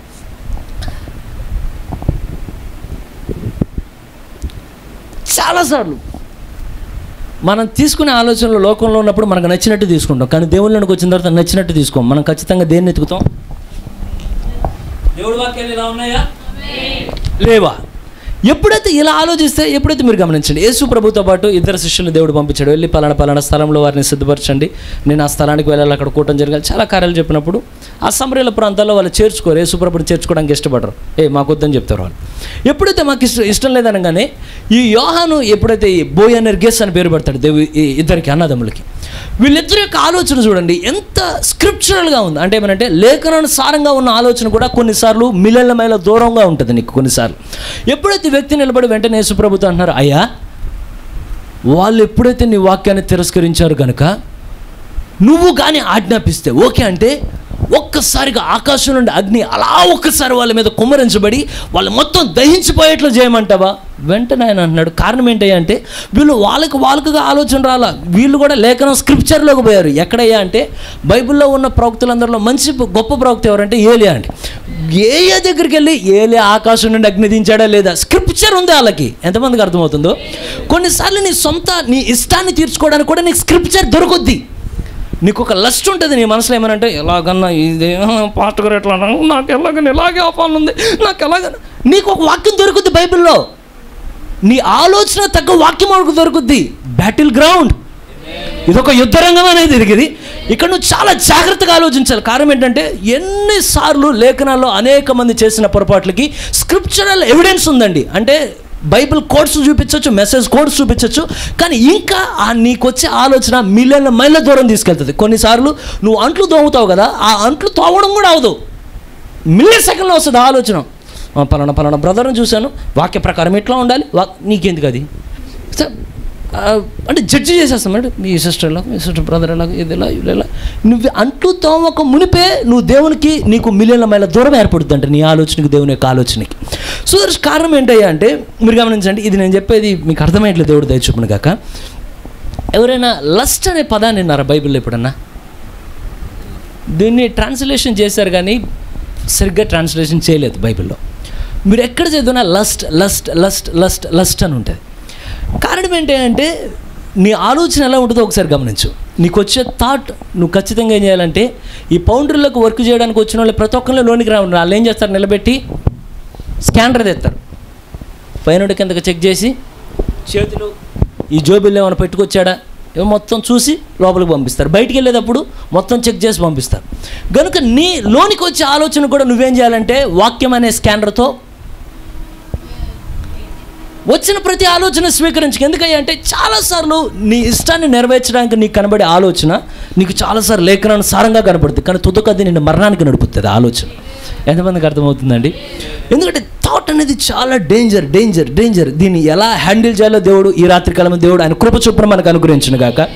సుదర్శన్ ఎందుకని అంటే మీరు గమనించండి, లస్ట్ అనే పదాన్ని నేను ట్రాన్స్లేషన్స్లో గూగుల్ ట్రాన్స్లేషన్లో కొడితే దానికి ఒక రకమైన శరీరాశ అని అర్థం అండి. చాలా తప్పు అర్థంతో ఉంటుంది అది. కానీ దీన్ని చాలాసార్లు తెలుగు బైబిల్లో దురాశ దురాశ దురాశ దురాశ దురాశ దురాశ అని, అసలు దురాశ కాదు అది. లస్ట్ అంటే దాని మీనింగే వేరు. కారణం ఏమైనా అంటే ఇప్పుడున్న కాలం గమనించండి. ఎప్పుడైతే హవ్వ దగ్గరకు వచ్చినప్పుడు హవ్వలో ఇప్పుడు హవ్వ సింహాసనం మీద ఎవరున్నారు? ఎంతమందికి అర్థమవుతుందో. కానీ లోనికి వెళ్ళి ఇప్పుడు వారిని దేవుని నుండి వేరు చేయాలంటే, హవ్వ దగ్గరికి వెళ్ళాలంటే శత్రువుకున్న ఏకైక దారేది థాట్. ఎప్పుడైతే మాట్లాడుతూ ఉండగానే అక్కడ ఉన్న పదాన్ని చెప్తున్నాను, లస్ట్ తీర్చుకున్నదంటే ఏమనంటే ఇదంత థ్రిల్లింగ్గా ఉంటుంది, ఇదెంత బాగుంటుంది, ఇదెంత అద్భుతంగా ఉంటుంది. ఎప్పుడైతే సాటిస్ఫాక్షన్ అలా రాగానే లస్ట్ అంటే నీకు ఆ కోరిక తీరే వరకు పరుగులు పరుగులు పరుగులు పరుగులు పెడతావు. అంటే అవతలుడు ఏమైనా సరే నువ్వు అనుకున్నది నెరవేరిపోలేదు. నెరవేరిన తర్వాత నీలో ఒక సంతృప్తి వస్తుంది. సేమ్ ఇది కేవలం శరీరాశికే కాదండి, కొన్నిసార్లు తిరుగుబాటు చేసేవాడు కూడా అదొక లస్ట్. ఏమనంటే ఒక కార్యాన్ని బలిపెట్టమందండి బహిరంగంగా చెప్పారనుకోండి, వాక్యం ఇలా కాదు అనగానే మనిషిలో ఒక లస్ట్ ఉంటుంది, ఒక రెబెలియన్ స్పిరిట్ అనమాట. నీలో ఏ ఆత్మ ఉన్నదో ఎల్లప్పుడూ జాగ్రత్తగా గమనించే హృదయాన్ని దేవుడు ఇచ్చిన గాక. నీలో ఉన్న తిరుగుబాటు హృదయం అంటే ఆకలేస్తూ ఉంటుంది, దాన్ని కేకలు పెడతా ఉంటుంది. ఎలాగన్నా నువ్వు ఈ మాటకు ఒప్పుకో, మాకు ఏమన్నా అస్సలు డోంట్ కాంప్రమైజ్ విత్ పాస్టర్. ఎప్పుడైతే మీరు గమనించండి, మీరు వాక్యానికి వ్యతిరేకంగా చేసే ప్రతిసారి మీలో ఒక సాటిస్ఫాక్షన్ ఫీలింగ్ వస్తుంది. మీరు అవునన్నా కాదన్నా మీకు అర్థమయ్యేట్లు దేవుడు దయచూపును కాక. ఇప్పుడు అంటే సింపుల్ చెప్తాను, ఒకవేళ ఇక్కడ మీరు చూడండి టీవీ చూడొద్దు అంటే వెళ్ళి ఏం చేస్తారు? ఎందుకని అప్పుడు ఏమవుతుంది? లోపల పరుగులు పరుగులు పరుగులు పరుగులు పరుగులు పరుగులు పరుగులు చూసేదాకా ఏదో మళ్ళీ. కానీ ఎప్పుడైతే చూడంగానే లస్ట్ ఏమైంది? థాట్లో నుండి దయ్యం కొట్టే దెబ్బకి స్క్రిప్చరల్ ఎవిడెన్స్ చూసి చాలామంది పడిపోతారు. దేవుడు అలా పడిపోకుండా దేవుడు దయచూపును కాక. అయితే ఈ లస్ట్ అనేది దేవుడు మన మధ్యలో ఉంచలేదు. కానీ నువ్వు ఎప్పుడైతే పరిశుద్ధాత్మకి ఇష్టంగా చేస్తావో, ఏమంటే ఇది కూడా నీకు ఆలోచన లోపల నుండే వస్తుంది అది. కానీ నువ్వు వాక్యానుసారంగా ఉన్నప్పుడు నువ్వు సంతృప్తి పడేదానికన్నా పైనుండి ఆయన అంటాడు, నేను చాలా సాటిస్ఫాక్షన్ అయ్యా నీలో నుండి. ఎంతమంది దేవుడు మీ ద్వారా సాటిస్ఫై అవ్వాలని కోరుతున్నారు? ఎల్లప్పుడు దేవుడు మనం సాటిస్ఫై అయ్యే శక్తిని ఆయన అలా జీవించడానికి ఆయన దయ చూపించిన కాక. ఒకసారి అంటే థాట్ అనేది ఎంత భీకరంగా ఉంటుందో. కారణం ఏంటంటే నీకు ఏ ఆలోచన అయినా, ఒక చెడు ఆలోచన, ఏ ఆలోచన వాడు తీసుకొచ్చి నీ మెదడులో పడేసినా ఆకలి కేక స్టార్ట్ చేస్తావు, ఎలాగన్నా చేయాలి. ఇది ఎక్కడి నుండి వస్తుంది? నీ ఆలోచన లోపల పడుతుంది. నువ్వు వెంటనే ప్రవక్త అంటాడు, నీకెప్పుడైతే వ్యతిరేకమైన ఆలోచన వస్తుందో సైన్యాధిపతిగా ఉన్న పరిశుద్ధాత్మను పిలిచి, ప్రభువా ఈ ఆలోచన జయించే శక్తిని నాకు దయచేయ్యా, యుద్ధంలో నిన్నే ముందు నేను పెట్టాలని కోరుతున్నానయ్యా, యుద్ధము మాది కాదు కానీ యుద్ధము యెహోవాదే. ఎక్కడ జరుగుతుంది గ్రేటెస్ట్ బ్యాటిల్? నీ లస్ట్ కోసం లోపల నీ శరీరం పరుగులు పెడుతుంటుంది. ఎలాగనొచ్చి నువ్వు ఎప్పుడైతే నీ లోపల ఉంటుంది ఏమనంటే ఎంతమందికి అర్థమవుతుందని నేను చెప్తాను. మీకు ఎగ్జాంపుల్స్ ఏమైనా ఉండొచ్చు. ఒకవేళ పలానా చోటుకి మీకు తెలుసు ఏమనంటే పలానా చోటుకి అన్యుల వివాహాలు సంథింగ్ ఏమో ఉన్నాయి, మనం వెళ్ళకూడదని ఒకవేళ ఉంది, ఏదో వివాహానికి పిలిచారనుకోండి. పిల్లగా నీలో ఒక లస్ట్ ఉంటుంది, అది కేకలేస్తూ ఉంటుంది. ఏమనంటే ఏదో మనం వెళ్ళాల్సింది, ఏదైనా మనం బంధుత్వం పోగొట్టుకుంటామా, ఇది నిన్ను ఊరుకోనివ్వదుగా. నువ్వు ఇక్కడ ఉన్నంతసేపు ఆమె కానీ ఇది నీళ్ళు పరుగులు పెట్టిస్తూ ఉంటుంది. లస్ట్ అంటే ఎంతమందికి అర్థమవుతుంది దాని అర్థం? నిన్ను ఆకలి కేకలు నీ లోపల నుండి. ఇది ఎక్కడ జరుగుద్ది? రైట్ నౌ, ఇప్పుడే జరుగుతూ ఉంటుంది. వాక్యాన్ని వింటాం, ఏది వ్యతిరేకం ఉందో దాన్ని చేసేటప్పుడు ఒక పరుగు ఒక కళ్ళం తెగిన గుర్రం పరిగెత్తినట్టు పరిగెడతావు. పరిగెత్తి ఎప్పుడైతే కార్యం ఫినిష్ అయిపోతుందో వెంటనే ఆ సాటిస్ఫాక్షన్ నీది కాదు, నీలో ఉన్న దెయ్యానిది ఆ సాటిస్ఫాక్షన్. ఇప్పుడు మనం ఆడి సాటిస్ఫాక్షన్ కోసం లేం, కానీ మనలో దేవుడే ఎల్లప్పుడూ సంతృప్తిగా ఆయన యొక్క ఉద్దేశాలన్నీ ఆయన నెరవేర్చును గాక. సరే, ఇప్పుడు థాట్లో నుండి ఏమొస్తుంది? ఒక దైవికమైన తలంపు రాగలదు, ఒక పనికిమైన తలంపు రాగలదు. నువ్వు దైవికమైన తలంపును తీసుకుంటే ఎవరు వస్తారు సింహాసనం మీదకి? ఆయనే లోనికి వచ్చి కూర్చుంటాడండి. ఒకవేళ నువ్వు శారీరక సంబంధమైన తలంపు తీసుకుంటే, ఎందుకంటే అది నిన్ను ఊరుకోనివ్వదు, పరుగులు పెట్టేస్తుంది నిన్ను. నువ్వు దాన్ని గెలవాలంటే ఏకైక మార్గం ఏంటంటే, కారణం ఏంటంటే మీరు గమనించండి, ప్రవక్త చాలాసార్లు this is the great time అంటాడు. కారణం ఏంటంటే నిజానికి ఇప్పుడు మనం చూసిన ఈ పాపయుక్తమైన ప్రపంచం మొత్తాన్ని శత్రువు కానీ తన శక్తి ఉంటే ఆదాము టైంలోనే అని అలా క్రియేట్ చేసి పెట్టేవాడు అండి. ఏది ఇప్పుడు మనం చూసిన ఈ శోధించబడే ఈ కాలం అంతా. కానీ వాడు అప్పుడు క్రియేట్ చేయలేకపోయాడు. కానీ వాడికి ఒక విషయం తెలుసామనంటే, ఎప్పుడైతే ఆదాము అవ్వ పాపంలో పడున్నారో వాళ్ళు పడక మునుపు వారిలో ఉన్న కోరిక వేరు, పడిన తర్వాత వారిలో వచ్చిన కోరిక వేరు. పడక మునుపు ఎలా ఉన్నదంటే, మాకు ఎల్లప్పుడూ దేవునితో సహవాసం కావాలి, ఎల్లప్పుడూ మాకు ఆయన సన్నిధి మాకు తోడుగా ఉండాలి, ఎల్లప్పుడూ ఆయన మాతో మాట్లాడుతూ ఉండాలి, ఎల్లప్పుడూ మేము ఆయన ముఖాముఖిగా చూడాలని.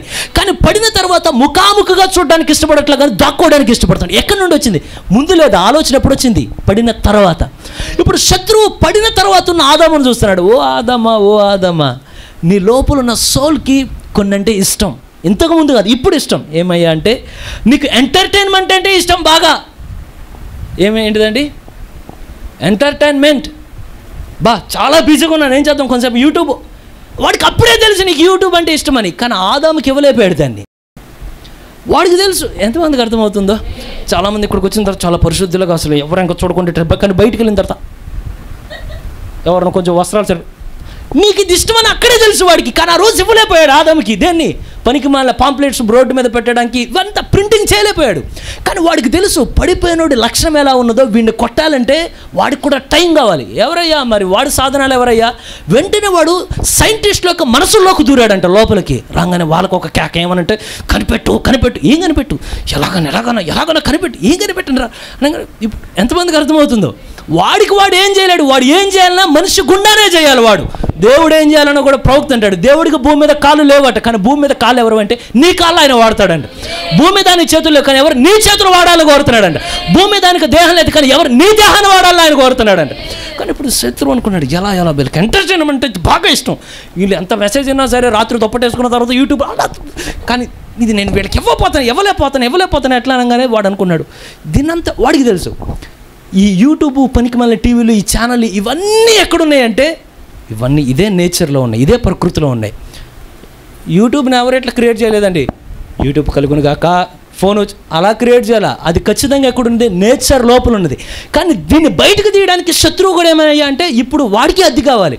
వెంటనే సైంటిస్ట్ మైండ్లోనికి వెళ్ళిన తర్వాత సైంటిస్టులకు ఒక ఇప్పుడు కేక ఏమనంటే, ఎలాగన్నా ఫస్ట్ ఏం కనిపెట్టారండి? మీకు వచ్చింది తెలుసా? ప్రపంచం ఎంత నాశనం అంటే ఇప్పుడు వరకు నాశనం అయింది అనుకన్నా ఇప్పుడు నాశనం.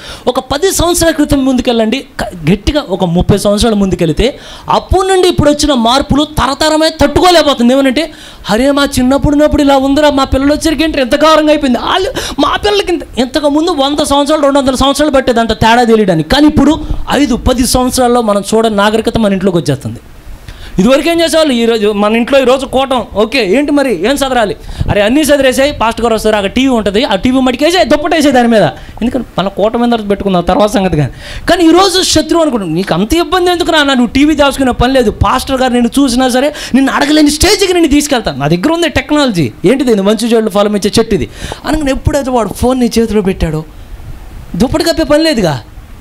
పాస్టర్ గారు అక్కడే ఉంటారు, హలో పాస్టర్ గారు వెళ్ళంగానే పెట్టక్కడ 2 కాళ్ళు పైకి ఎక్కితే వాడికి అప్పుడే తెలిసి ఇది ఉందని. ఎంతమందికి అర్థమవుతుందండి? నీ ఆలోచనని వాడు అప్పుడే పసిగట్టాడు. ఏమనంటే పడిపోయిన మానవ లక్షణం ఏంటయ్యా అంటే ఎల్లప్పుడూ పాపం పాపం పాపం పాపం పాపాన్ని పరిగెడతాడు. పౌలు ఒక మాట అంటాడు, మిమ్మల్ని క్రీస్తు ప్రేమ నుండి మరణమైన ఎడబాటు చేయలేదు, ఉన్నది ఎడబాటు చేయలేదు, రానున్నది ఎడబాటు చేయలేదు, దేవదూతలు ఎడబాటు చేయలేరు, ప్రధాని ఎవరు ఎడబాటు చేయలేరు. కానీ ఎడబాటు చేసే ఒకే ఒక కార్యం పాపం మాత్రమే ఎడబాటు చేస్తుందంట. నేను ఇప్పుడు శత్రువు అనుకున్నాడు ఎలా ఎలా అలాగానే ఎప్పుడైతే సైంటిస్ట్ మైండ్లోనికి వెళ్ళాడో చూడు, ఇది ఎవరు తీసుకొచ్చింది, దీన్ని ఎక్కడి నుండి వచ్చింది, ఇది ఆకాశం ఊడిపడలేదండి.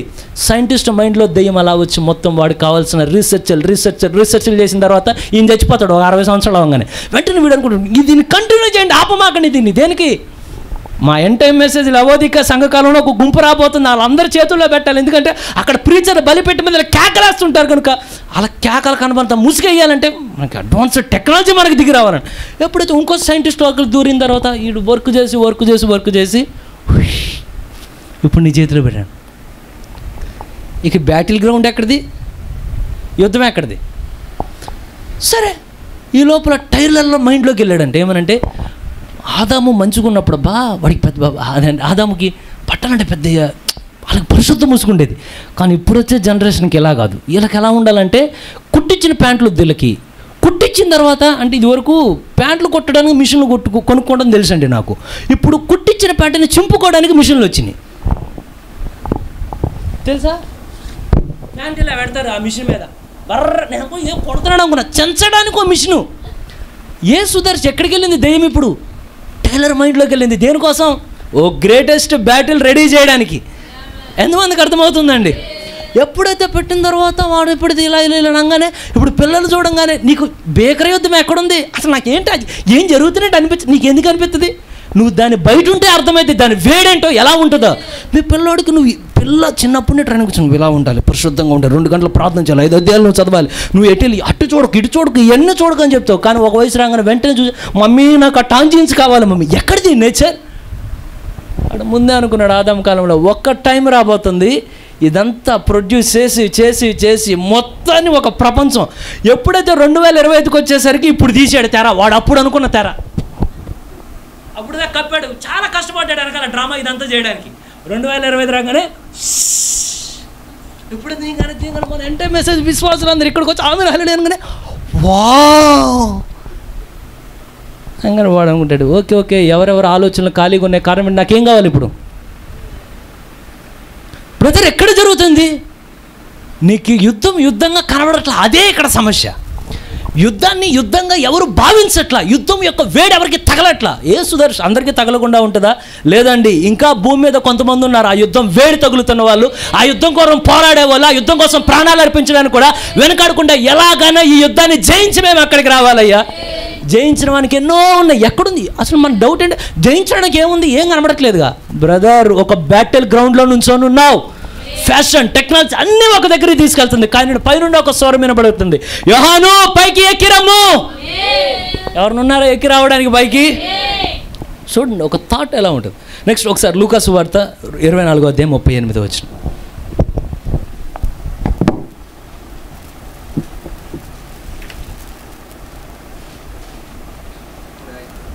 అప్పుడు ఆయన మీరెందుకు కలవరపడుచున్నారు? మీ హృదయంలో సందేహములు పుట్టనేలా?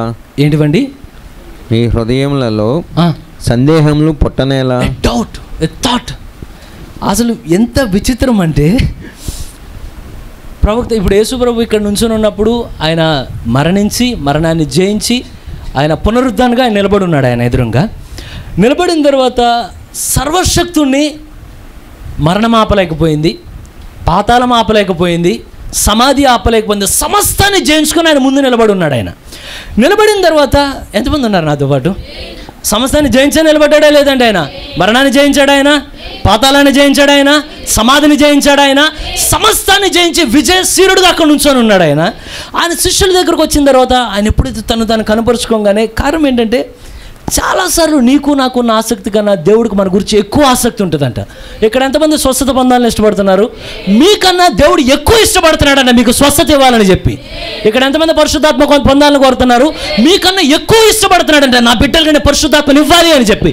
కానీ ఏమంటూ వస్తుంది? గ్రేటెస్ట్ బ్యాటిల్, ఎన్నడూ లేనంత భీకరమైన యుద్ధం అడ్డుకొస్తుంది. సుదర్శి ఏం అడ్డు వస్తుందంటే మీరు గమనించండి, ఈయన సమాధి దగ్గర ఆగల, మరణం దగ్గర ఆగల, పాతాళం ఎక్కడ ఆగలేదు. కానీ ఎప్పుడైతే వాళ్ళు ముందుకు వచ్చి నుంచోగానే ఆయన ఒక తండ్రిగా ఏం కోరుతారయ్యా అంటే, నేను అన్ని లేఖనాలకు వారికి వివరించాను కనుక వాళ్ళు ఏమవ్వాలి? ప్రభువా, లేఖనాలు చెప్పినట్లు మా మధ్యలో జయించి ఉన్నావయ్యా, నీకు వందనాలయ్యా అని చెప్పాలని. కానీ ఎప్పుడైతే వాళ్ళు ఉండగానే వాళ్ళ మైండ్లోకి ఒక డౌట్ వస్తున్నదంట, ఒక చిన్న థాట్, ఏదో ఒక అనుమానం. కళ్ళతో చూస్తున్నారు ఆయన్ని. ఆయన అన్నాడు, ఒకవేళ మీరు తాకితే నా స్వరం. కళ్ళతో చూస్తున్నారు, చెవులతో వింటున్నారు, చేత్తో తాకేంత దగ్గరగా ఉన్నాడు ఆయన. కానీ ఎప్పుడైతే ఆయన చూడంగానే ఇక్కడ ఏం జరుగుతున్నదయ్యా అంటే ఒక థాట్ లోపలికి వస్తున్నదంట, ఒక ఆలోచన. ఏమనంటే, ఏనేనా నిజంగా, ఏనేనా బ్రదర్? అప్పుడే కాదు, ఇప్పుడు కూడా అదే కారణం. ఏమయ్యా అంటే మీరు గమనించండి, ఎలా అయితే వారు విన్నారో, చూశారో, అనుభవించారో, ఇక్కడ కూర్చున్న మనకు కూడా దేవుడు ఎన్నోసార్లు ఎన్నో అద్భుతాలు దేవుడు జరిగించాడండి. జరగలేవనుకున్న కార్యాలు కూడా దేవుడు మన మధ్యలో ఆయన కృప చొప్పున దేవుడు జరిగించాడు. వైద్యులు చేయలేని కార్యాలు దేవుడు మన మధ్యలో జరిగించాడండి. పోలీసు వాళ్ళు సెటిల్ చేయలేనివి దేవుడు సెటిల్ చేశాడండి. చుట్టూ ఉన్న వ్యతిరేకమైన ప్రతి బంధకాన్ని దేవుడు అదుపులో తీసుకొచ్చాడు ఆయన. కానీ మీరు ఒక దాంట్లో ఆయన సాక్ష్యం చెప్తున్నాడు. ఒక దగ్గర అయితే ఒకసారి ఒక డాక్టరు, ఒక నర్సు, ఇద్దరు నమ్మట్లేదండి, ఏమంటే స్వస్థతను వారు నమ్మేవాళ్ళు కాదని. కానీ వాళ్ళ దగ్గరకు ఒక పేషెంట్ వచ్చింది. పేషెంట్ రాగానే ఆవిడకి చెక్ చేయగానే ఆవిడకి బాగా క్యాన్సర్ ఉన్నదని తెలిసింది. వెంటనే ఈమెను తీసుకెళ్ళి టెస్ట్ చేసిన తర్వాత డాక్టర్ గారు మొత్తం టెస్ట్ చేసి చెప్పారు, అమ్మ నీకున్న క్యాన్సర్ చాలా చాలా చాలా చాలా ముదిరిపోయింది, దీనికి మా దగ్గర ఎక్కడ ట్రీట్మెంట్ ఉండదు, ఇంకో క్లినిక్కి పంపిస్తాం.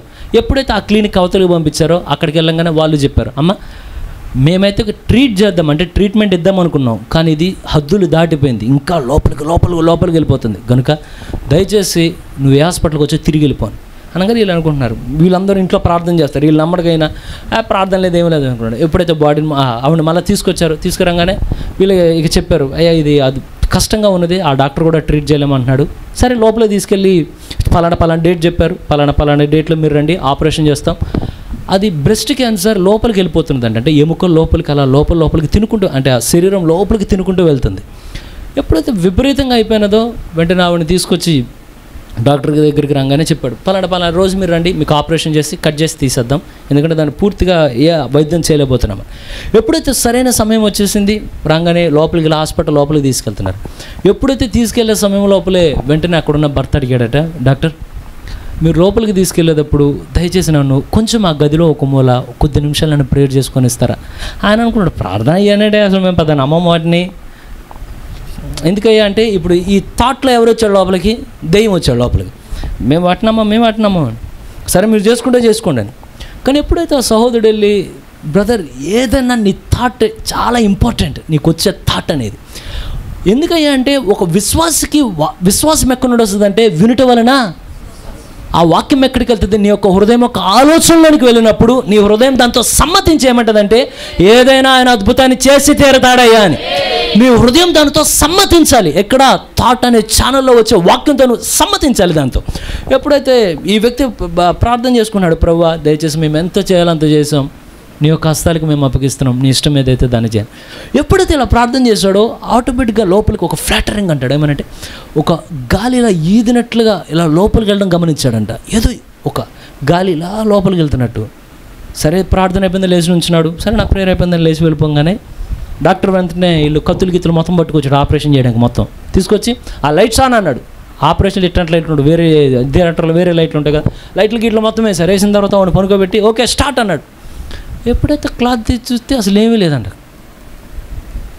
డాక్టర్ని పిలిచి, నర్సుని పిలిచి, పేషెంట్ ఈవిడ అసలు ఉండాలి కదా.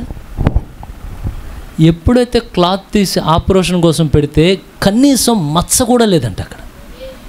మచ్చ కూడా లేకుండా దేవుడు అద్భుతాన్ని చేశాడు. ఏ బ్రదర్ తాటులో విశ్వాసం అనేది లోనికి వెళ్ళగలిగితే ప్రవక్త అంటాడు, ఒకవేళ నిజంగా ఆ వాక్యం అనేది నువ్వు స్వీకరించగలిగితే, ఇక్కడున్న వారందరూ స్వీకరించగలిగితే, ఈ ఆరాధన అయ్యేసరికి ఒక్క బలహీనుడు కూడా మన మధ్యలో ఉండాడంట. ఒక్కడు కూడా పరిశుద్ధాత్మ నువ్వు ప్రభువా అంటగానే పొందుకొని ఈ స్థలం నుండి వెళ్తారంట. కానీ కారణం ఏంటి అంటే మనం అనేకమైన సాక్ష్యాలు చూసాం, కానీ దేవుణ్ణి నీ దగ్గరికి రాకుండా ఆపేదేంటయ్యా అంటే ఏమి చెప్పినా సింపుల్ అండి. మన బ్యాటిల్ గ్రౌండ్ పెద్దది అనుకున్నాం, కానీ చిన్న చిన్న కారణాలు అన్నిటినీ గెలిచి ఆయన ఇక్కడికి వచ్చిన తర్వాత ఏది వారిని ఆపలేకపోయింది ఆయన్ని. కానీ ఇక్కడికి వచ్చాను అంటున్నాడు, ఇప్పుడు నేనేమైనా చేయాలంటే మీరు నన్ను నమ్మాలి కదా. ఎంతమందికి అర్థమవుతుందండి? సమాధాయాన్ని ఆపలేకపోయింది, మరణమాయాన్ని ఆపలేకపోయింది, పాతాళమాయాన్ని ఆపలేకపోయినది, ఎవరు ఆపలేకపోయారు. ఆయన ఎదురు నుంచొని ఇప్పుడు ఆయన ఏమన్నాడంటే, ఇవేమీ నన్ను ఆపలేవు, కానీ నన్ను ఆపగలిగినది ఏదైనా ఉన్నదంటే మీలో ఉన్న అవిశ్వాసం మాత్రమే. ఎవరిని ఆయన శక్తిని అన్నాడు, నీలో ఉన్న అవిశ్వాసం తక్కువ చేయలేదు, కానీ నీలోనికి దేవుడు రాకుండా, నీ పట్ల దేవుడు తన కార్యాలు చేయకుండా జరుగుతుంది.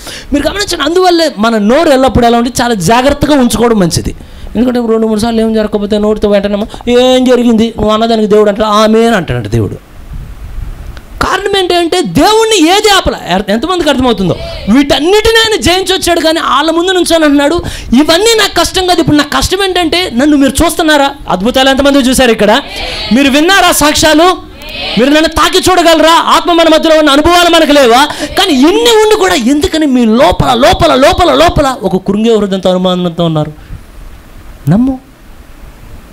నమ్మితే పోయేదేముందండి? దేవుడి నుండి చాలా ఆశీర్వాదాలు పొందుకొని మనం ఎక్కడి నుండి వెళ్ళొచ్చు. సుదర్శన్ ఎందుకని నమ్మలేకపోతున్నాం? కారణం ఏంటంటే బ్యాటిల్ గ్రౌండ్ దగ్గరికి వచ్చేసరికి ఆగిపోతామంట. ఇక్కడ ఆమేన్ అంటాం, హల్లెలూయా అంటాం, ఓకే ఓకే ఓకే ఓకే అంటాం, కానీ ఎప్పుడైతే నువ్వు బయటికి వెళ్ళంగానే యుద్ధ రంగంలో శక్తులు వచ్చి ఎదురు బదురు నుంచంగానే అప్పుడు 2 చేతులు వచ్చి నా వల్ల కాదు బ్రదర్, నా వల్ల కాదని చెప్పబాకు. నువ్వు భూమి మీద బతికినంతకాలం నువ్వు చెయ్యెత్తి పోరాటానికే దేవుడు భూమి మీద పెట్టాడు కనుక పరిస్థితి ఎట్లా ఉన్నాయమనంటే, ప్రభువా నువ్వు చేస్తావనే నమ్మకం నాకున్నదయ్యా. నీ నమ్మకమే అనేక అద్భుతాలను నీ కుటుంబంలో జరిగిస్తుంది, పరిచర్యలో జరిగిస్తుంది, నీ జీవితంలో ఏది జరగాలన్నా థాట్లో ఏముండాలంటే అన్బిలీఫ్ అనేది అన్నాడు రాని మాకు. ఎంతమంది ప్రభువా మా జీవితాల్లో మంచి కార్యాలు మీరు ఉంచారని మేము నమ్ముతున్నాం, వాటినే జరిగించండి అయ్యా అని ఎంతమంది ఇష్టపడుతున్నారండి? సుదర్శన్ మరి ఏం ఆలోచించాలి? ఒకసారి ఫిలిప్పీయులకు రాసిన పత్రిక 4వ అధ్యాయం 8వ వచనం.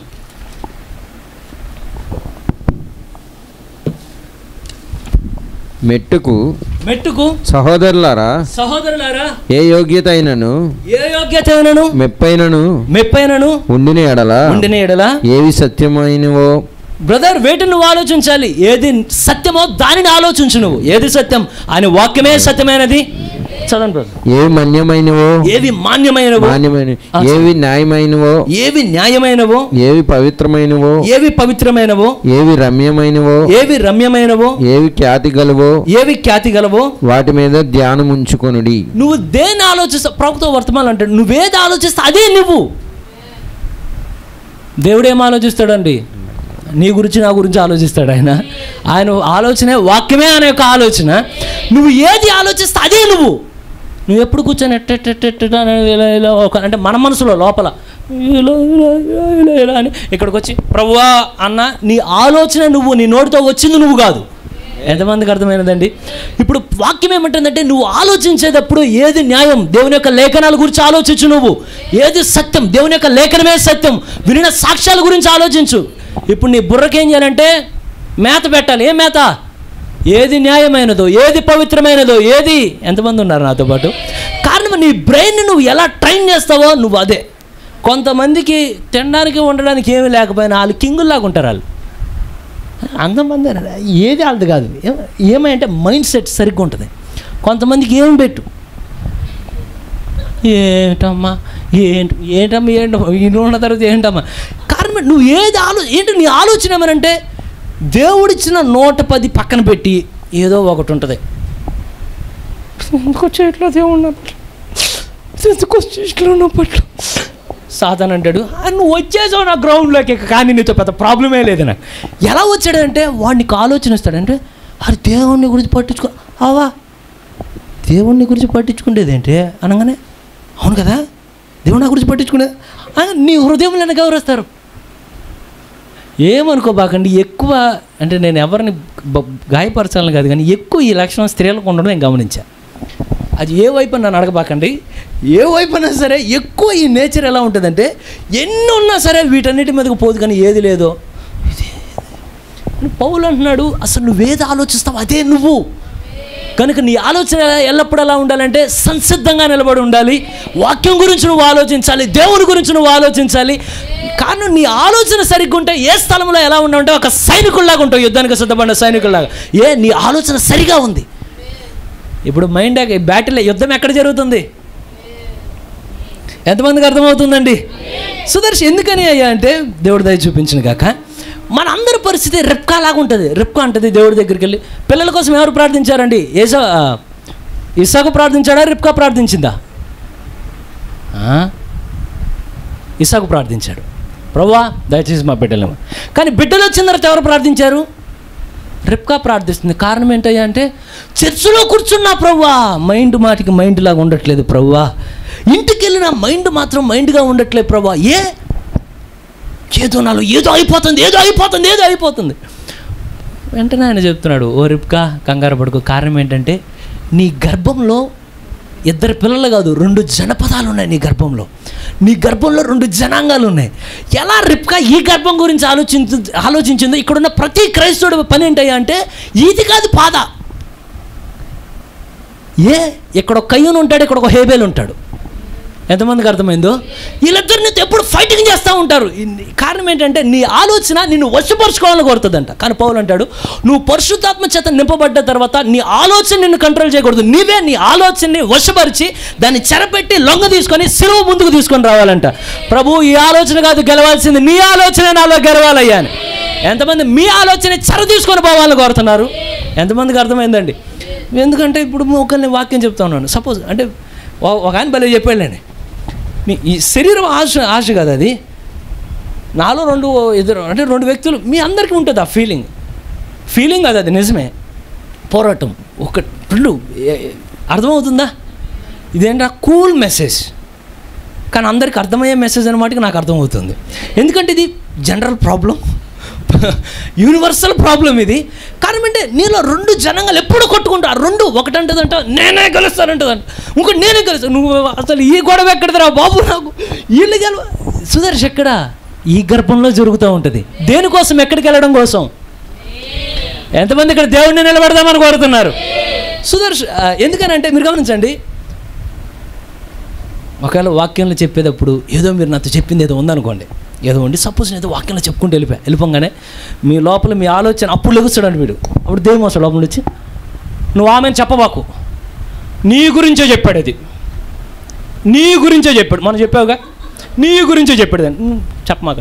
అందుకని నీకు ఇది ఎక్కడ ఆలోచన రా బాబు? చర్చిలోకి వచ్చిన తర్వాత ఆమె చెప్పడుతుంది, అది నువ్వు కాదు ఇంకోటి ఎవడో నీలో మాట్లాడుతున్నాడు. వెంటనే చాలామంది ఏం చేస్తుంటే, ఓకే మన ఇద్దరు ఫ్రెండ్స్ అబ్బా, ఆమెలో ఏమిలే మా గురించే చెప్పాడు బ్రదర్. కానీ కొంతమంది ఉంటారు ఇదా, నువ్వు ఆమె చెప్పకని చెప్పానంటే ఆమెను చెప్పద్దా? ఆమెన్. నువ్వు వాడితో పోరాడే విధానం ఏంటంటే ఎగ్జాక్ట్గా వాడు ఏది చెప్పడు దానికి ఆపోజిట్ చేయి నువ్వు వెళ్ళప్పుడు. నీ ఆలోచన ఎంతమందికి అర్థమవుతుందండి? కానీ ఈడెవడో మనకు తెలియదు. ఒక ఆయన భలే చెప్పాడు, ఈ వాక్యంలోకి వచ్చిన తర్వాత పోరాటం ఎక్కువైపోయిందన్న. ఈడెవడో నాకు తెలియదు, ఎవరు వీడికి పొద్దున్నే స్నానం చేయించాలి, కానీ ఎవడో నాకు తెలియదు. వీడు పొద్దున్నే పళ్ళు తోమాలి, కానీ ఎవడో నాకు తెలియదు. వీడిని రాత్రి మళ్ళీ మధ్యాహ్నం భోజనం పెట్టారు, కానీ ఎవడో తెలియదు. నేను ఇది కాదు, నేను ఎక్కడున్నా లోపల ఉన్నా, నేను ఒకని నాకు ఒక థియోఫనీ బాడీని దేవుడు ఇచ్చాడు. ఒకరోజు దానిలోకి వెళ్ళే వరకు లోపల మాటికి తలబట్టుకోవచ్చు. ఏంటి బాబు? అందుకే చాలామంది ఫీలింగ్ ఇది నా ఒక్కలకేనా, ఇది యూనివర్సల్ ప్రాబ్లం, పడిన ప్రతి ఒక్కల ప్రాబ్లం ఇది. కానీ దేవుడు తన కృప చొప్పున విడుదల మనకు అనుగ్రహించును గాక. ఆలోచన యొక్క చెరలోనికి నువ్వు వెళ్ళకూడదు, నీవే ఆలోచన చెరగా తీసుకొని ప్రభు కల్వరి ముందు నా చింత యావత్తు ఆయన మీద మోపుడి, ఆయన ఇచ్చే సులువైన సిలువను మోసుకొని తిరిగి వెళ్దాం. ఎంతమంది ఉన్నారండి మీలో? ఎవరెవరు ఉన్నారు ఇప్పుడు? ఒక కయ్యేను హేబేలు హడావిడి చేయడు. ఇప్పుడు ఒక ప్రత్యక్షతో జీవించాలంటాడు. కయ్యను అంటాడు కొంచెం అంటూ షో ఉండాలమ్మా మనకి, ఎందుకంటే మనం ఎక్కడ ఎప్పుడు లేదు, ఈ కాలంలో షో ఎక్కువైపోయింది కదా, కొంత మన ఆల్టర్ షోగా ఉండాలి, మన ప్రార్థన షో ఉండాలి. హేబేలు అంటాడు షో ఎందుకు? ఇది ఎవరు మాట్లాడేది? ఎవరో మాట్లాడు నీలో, నువ్వు వింటూ ఉంటావు 2 మాటలు. బ్రదర్, నీలోనే ఒక ఏసావు ఉంటాడు, నీలోనే ఒక యాకోబు ఉంటాడు. ఎక్కడా? యాకోబు ఎల్లప్పుడు ఏం ఆశిస్తాడంటే, అంటే మీకు అర్థమయ్యేమో, ఒరే సుదర్శు అంటే మీకు అర్థమయ్యలేదు, ఈ లోకంలో దేని చూడు బాకరా ఇవన్నీ పోతాయి, కానీ ఎల్లప్పుడు రెండింతల ఆశీర్వాదం కోసం ఏదైనా వదిలిపెట్టు నువ్వు. కారణం ఏదైనా పోద్దు కానీ పరిశుద్ధాత్మను పొందుకుంటే ఎన్నడో అది నువ్వు వదిలిపెట్టదు కనుక పరిశుద్ధాత్మ పరిశుద్ధాత్మ పరిశుద్ధాత్మ ప్రార్థన ప్రార్థన ప్రార్థన. యాకోబు ఎల్లప్పుడు పెరుగులాడుతూ ఉంటాడు. ఇశ్రాయేల్ దేవుని యొక్క రాజకుమారుడు. వెంటనే నీలో ఉన్న ఏసావు అంటాడు, అబ్బా కొంచెం అంటూ మనకంటూ ఒక రేంజ్ ఉండాలమ్మా. ఎవరో మీ ఆలోచనను ఒక యాకోబు, మీ ఆలోచనను ఒక ఏసావు, నీ యొక్క ఆలోచనలో ఒక బిలాము ఉంటాడు, నీ యొక్క ఆలోచనలో ఒక మోషే ఉంటాడు.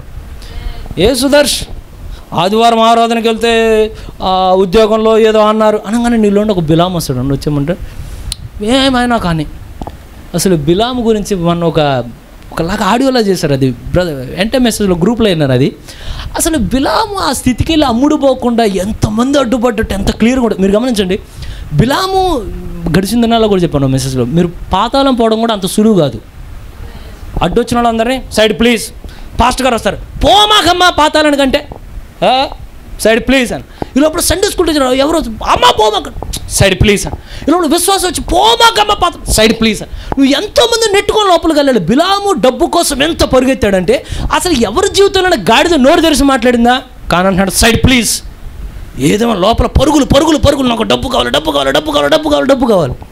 ఎక్కడుంటుంది ఆ బిలాము? నీ మైండ్లో పనిచేస్తూ ఉంటుంది అది. ఏదేమన్నా సరే, ఎక్కడుంది గ్రేటెస్ట్ బ్యాటిల్? ఏది కంటికి కనబడట్లా, ఏ ఆయుధం కంటికి కనబడట్లా, కానీ టోటల్ వార్ అంతా ఎక్కడున్నదంటే ఇక్కడ. నువ్వు అసలు ఎవరు విశ్వాసం ఎవరు అవిశ్వాసం కూడా నువ్వు చెప్పలేవు. ఎందుకంటే బయట డిస్ప్లే బాగుంటుంది, లోపల ఏం జరుగుతుంది ఎవరికి తెలియదు. డిస్ప్లే మాటికి చాలా క్లియర్గా ఉంటుంది. తుడిచిపడతారు, ఇది షోరూంలో తుడుస్తారు కదా, ప్రతిరోజు తుడిచిన తర్వాత షోరూంలో చూడగానే షాప్ ఎలా తల ఆడిపోతుంటుంది. బిలోర్లు కూడా మనం కూడా వచ్చేటప్పుడు చర్చికి మొత్తం లోపల ఏం జరుగుతుంది ఎవరికి తెలియదు. ఇది మాటికి షోరూమ్ మొత్తం నీట్గా తుడుచుకో, లోపల ఏం జరుగుతుందో అసలు ఎవరు గెలుస్తున్నారు ఎవరు గెలవరు కూడా తెలియదు. నీ లోపలనే ఒక యెహోషువ ఉంటాడట, నీ లోపలే ఒక ఆకారం ఉంటాడట, నీ లోపలే ఒక యోసేపు ఉంటాడట. ఏమనంటే ఎక్కడికి వెళ్ళినా పవిత్రత పవిత్రత పవిత్రత అని నీ లోపలనే ఒక యోధా ఉంటాడట. ఎంతమందికి అర్థమవుతుందండి? ఎక్కడ ఈ రెండు జనపదాలు నీ మైండ్లో ఎల్లప్పుడూ యుద్ధం యుద్ధం యుద్ధం యుద్ధం యుద్ధం. అయితే కానీ నీ లోపలే ఒక శత్రుకు మేషకు అబేద్నెగో వంటి విశ్వాసం కూడా నీ లోపలే ఉంటాడంట. ఏమనంటే 7 శోధనైనా వెనుదిరిగేది లేదు, కానీ ఎంత ఆకర్షణమైన పాపమైనా పడేది లేదు, కానీ మన యాత్ర ముందుకే. ఉన్నారా ఎవరైనా ముందుకెళ్దామని? మీరు గమనించండి, అసలు శద్రకు మేషకు అబేద్నెగో గురించి చదువుతుంటే మీరు కానీ అంటే స్టోరీ మన కళ్ళ ముందు చూడగలిగితే పెద్ద విగ్రహం, 100 అడుగుల విగ్రహం అండి. అది మూరలో లెక్క పెడితే 100 అడుగుల దాకా ఉంటుంది ఆ విగ్రహం.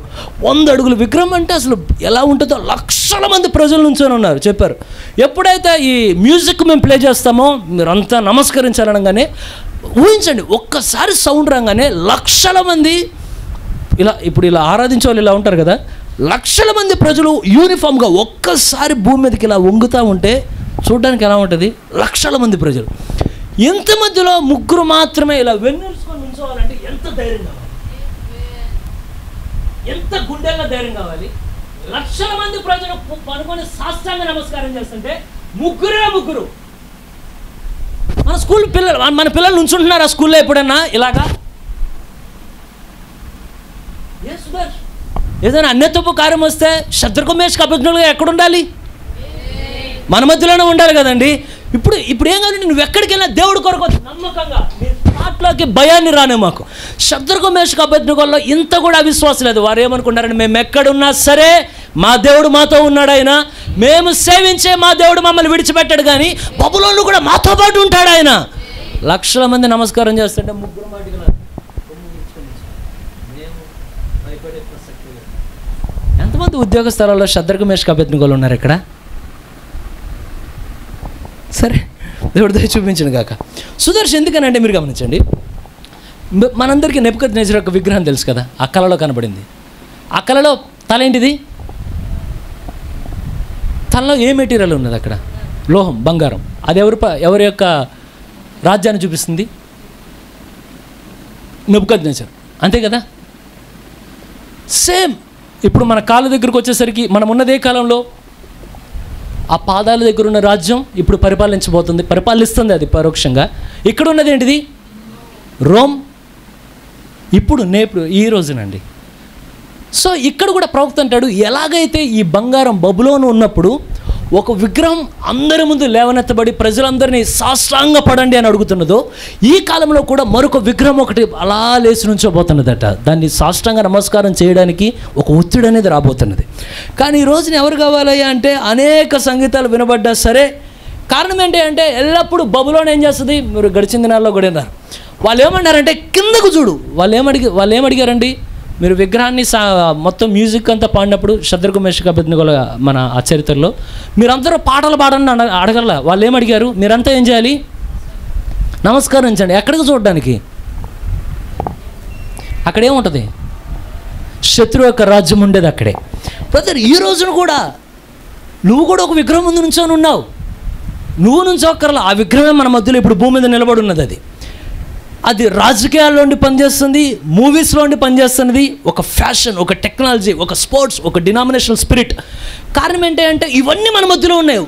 ఒకదానికి కాకపోతే ఇంకో దానికి దాసత్వం చేస్తూ ఉంటారు. కారణం ఏంటి అంటే కొంతమంది ఫ్యాషన్కి దాసత్వం చేస్తారు. వాళ్ళు దేవుని కోసం ఏదైనా వదిలేసుకోగలరు, కానీ సింగిల్ పేరు మటుకు వదలలేరు.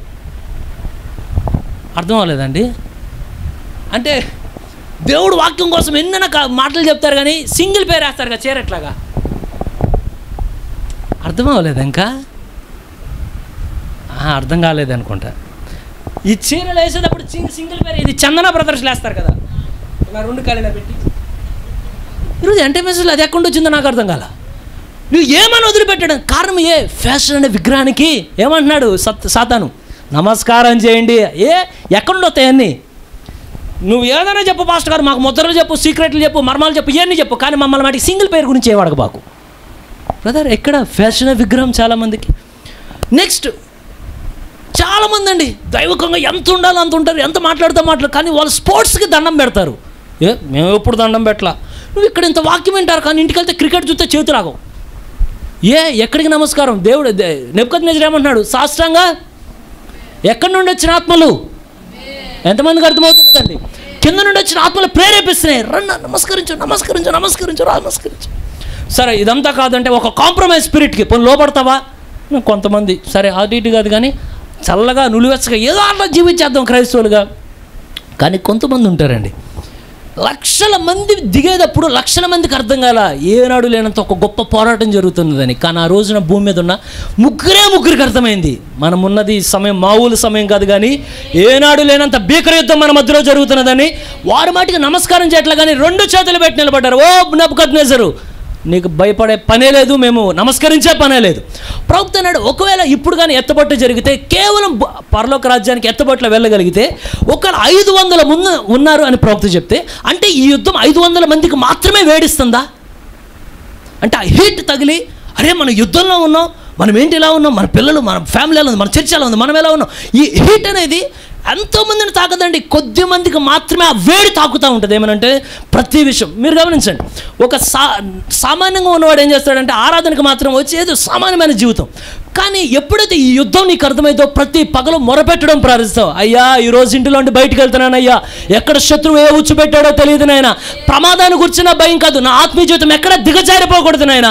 కారణం నలుదిక్కులా పాపమే కనబడుతుంది, నలుదిక్కుల ఆకర్షణ కనబడుతుంది, నలుదిక్కుల దెయ్యం లోనుకొచ్చి జ్వరపడతా ఉండగానే నేను మాటికి పడిపోవాలని కోరట్లేదు, కానీ ప్రభు ఆకాశంలో సైన్యం ఎలా నిలబడి ఉన్నదో మేము అలా నిలబడాలని కోరుతున్నామయ్యా. దేవదూతలు నమ్మకంగా ఉన్నట్టు మేము నమ్మకంగా ఉండాలని కోరుతున్నామయ్యా. ఈ హీట్ అందరినీ తాకదండి, కొద్ది మందిని మాత్రమే ఆకర్షిస్తుంది. అది ఎవరైనా ఉన్నారా ఈ హీట్ తాగిన వాళ్ళు మీ జీవితాల్లో? నీకు ఈ హీట్ తాగితే నువ్వు అందరూ ఉన్నట్టు ఉండలేవు, కానీ ఎక్కడికి వెళ్ళినా ఒక భయం, ఎక్కడికి వెళ్ళినా ఒక భయం. నేను చాలాసార్లు చెప్పా, కొన్నిసార్లు బయటకు వెళ్ళాలంటే నేను చాలా భయపడతా. కారణం ఏంటంటే నువ్వు ఒక చోటుకి వెళ్తున్నావు అంటే శత్రు యొక్క భూభాగంలో అడుగు పెడుతున్నావు. అక్కడ అడుగు పెట్టేటప్పుడు నువ్వేం చేస్తావంటే ముందు ప్రార్థనలో, ప్రభువా ఆ స్థలానికి వెళ్ళనా వద్దా? నీ జీవితం నీకు చాలా సెన్సిటివ్గా కనబడుతుంది. ఏమనంటే ఒక మాట మాట్లాడితే శత్రువు ఎక్కడ పట్టుకుంటాడో, ఎక్కడ జరుగుతుంది ఆ యుద్ధం ఇక్కడే జరుగుతున్నదండి. ఎంతమందికి అర్థమవుతుందో? అంటే మీరు అర్థమై మౌనంగా ఉన్నారో లేకపోతే అర్థం కాలేదో నాకు అర్థం కావట్లేదు. నీ ఆలోచన వచ్చినా తక్కువని తప్పిస్తాడు, ఒక మాట తక్కువని తప్పిస్తాడు, ఒక ఫ్యాషన్లో పట్టుకుంటాడు, టెక్నాలజీలో పట్టుకుంటాడు. ఎక్కడైనా వాడు ఇప్పుడు పట్టుకున్నంత సులువుగా ఇంతకు ముందు అలా పట్టుకోలేకపోయాడు, కానీ ఇప్పుడు చాలా సింపుల్ అయిపోయింది వాడికి ఎవరిని పట్టుకోవాలన్నా. ఎక్కడో దగ్గర ప్రతి ప్రతి ప్రతి ప్రతి అడుగు నువ్వు వేసే ప్రతి అడుగు ఒక ఉచ్చే, ప్రతి అడుగు ఒక ఉచ్చే. కానీ దావీదు అంటున్నాడు, ఓ ప్రభువా నీ వాక్యం నా పాదాలకి దీపము నాయనా, ఈ చీకటి అరణ్యంలో మేము నడవాలంటే నీ వాక్యం తప్ప మాకు దారి చూపే మార్గం ఏదయ్యా?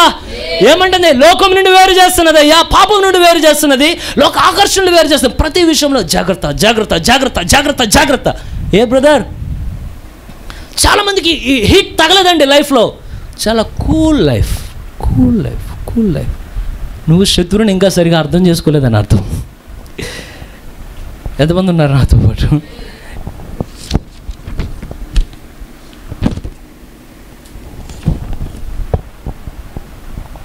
ఎప్పుడైతే నువ్వు అంటే ఒక్కొక్కరు ఒక్కొక్క పోరాటంలో పడతాడు. కానీ మీరు గమనించండి, శత్రువుకి ఇక్కడున్న మీ ప్రతి ఒక్కరి గురించి వాడి దగ్గర చాలా క్లియర్ ఇన్ఫర్మేషన్ ఉంటుంది.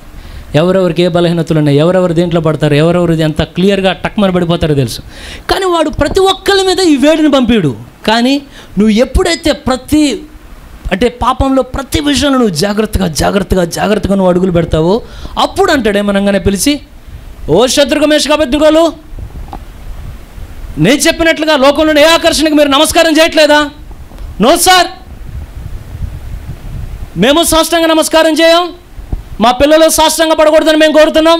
మా ఇంట్లో ఉన్న వాళ్ళు ఎవరు? ఎంతమంది ఉన్నారు ఇక్కడ? దుష్టుడికి సేవ చేయడానికి మేము ఇక్కడ లేమయ్యా, ఇక్కడ మేము దేవునికి సేవ చేయడానికి వచ్చాము ఇక్కడికి. ఎప్పుడైతే నువ్వు ఇలా నిలబడతావో వెంటనే అంటాడు, నేను విన్న మాట నిజమేనా? Yes sir. నీకు సమాధానం చెప్పాలని భయం కూడా మాకు లేదు. కారణం ఏమయ్యా? అసలు ఒక మంచి మాట చెప్తారు. ఏమంటారంటే, మేము ఈ అగ్నిగుండం గురించి ఏమాత్రం భయపడట్లా. వెంటనే అంటున్నాడు, దయచేసి అగ్నిగుండాన్ని 7 ఇంచులు పెంచండి, దాన్ని వేడి వేడి వేడి వేడి. ఏం వేడి ఏ వేడి బ్రదర్ అంటే, ముందున్న 6 సంఘకాలాల గుండా విశ్వాసం వాడు పరీక్షిస్తానే ఉన్నాడంట. ప్రతి కాలంలో ఒక శోధన, ప్రతి కాలంలో ఒక శోధన. ఇప్పుడు ముందున్న కాలాల్లో ఉన్న శోధన అంతా కలిపి 7 ఇంతల శోధన విశ్వాసం ముందు పెట్టాడంట. కానీ విశ్వాసకు అసలు శోధన ఉందన్న విషయమే అర్థం కావట్లేదు.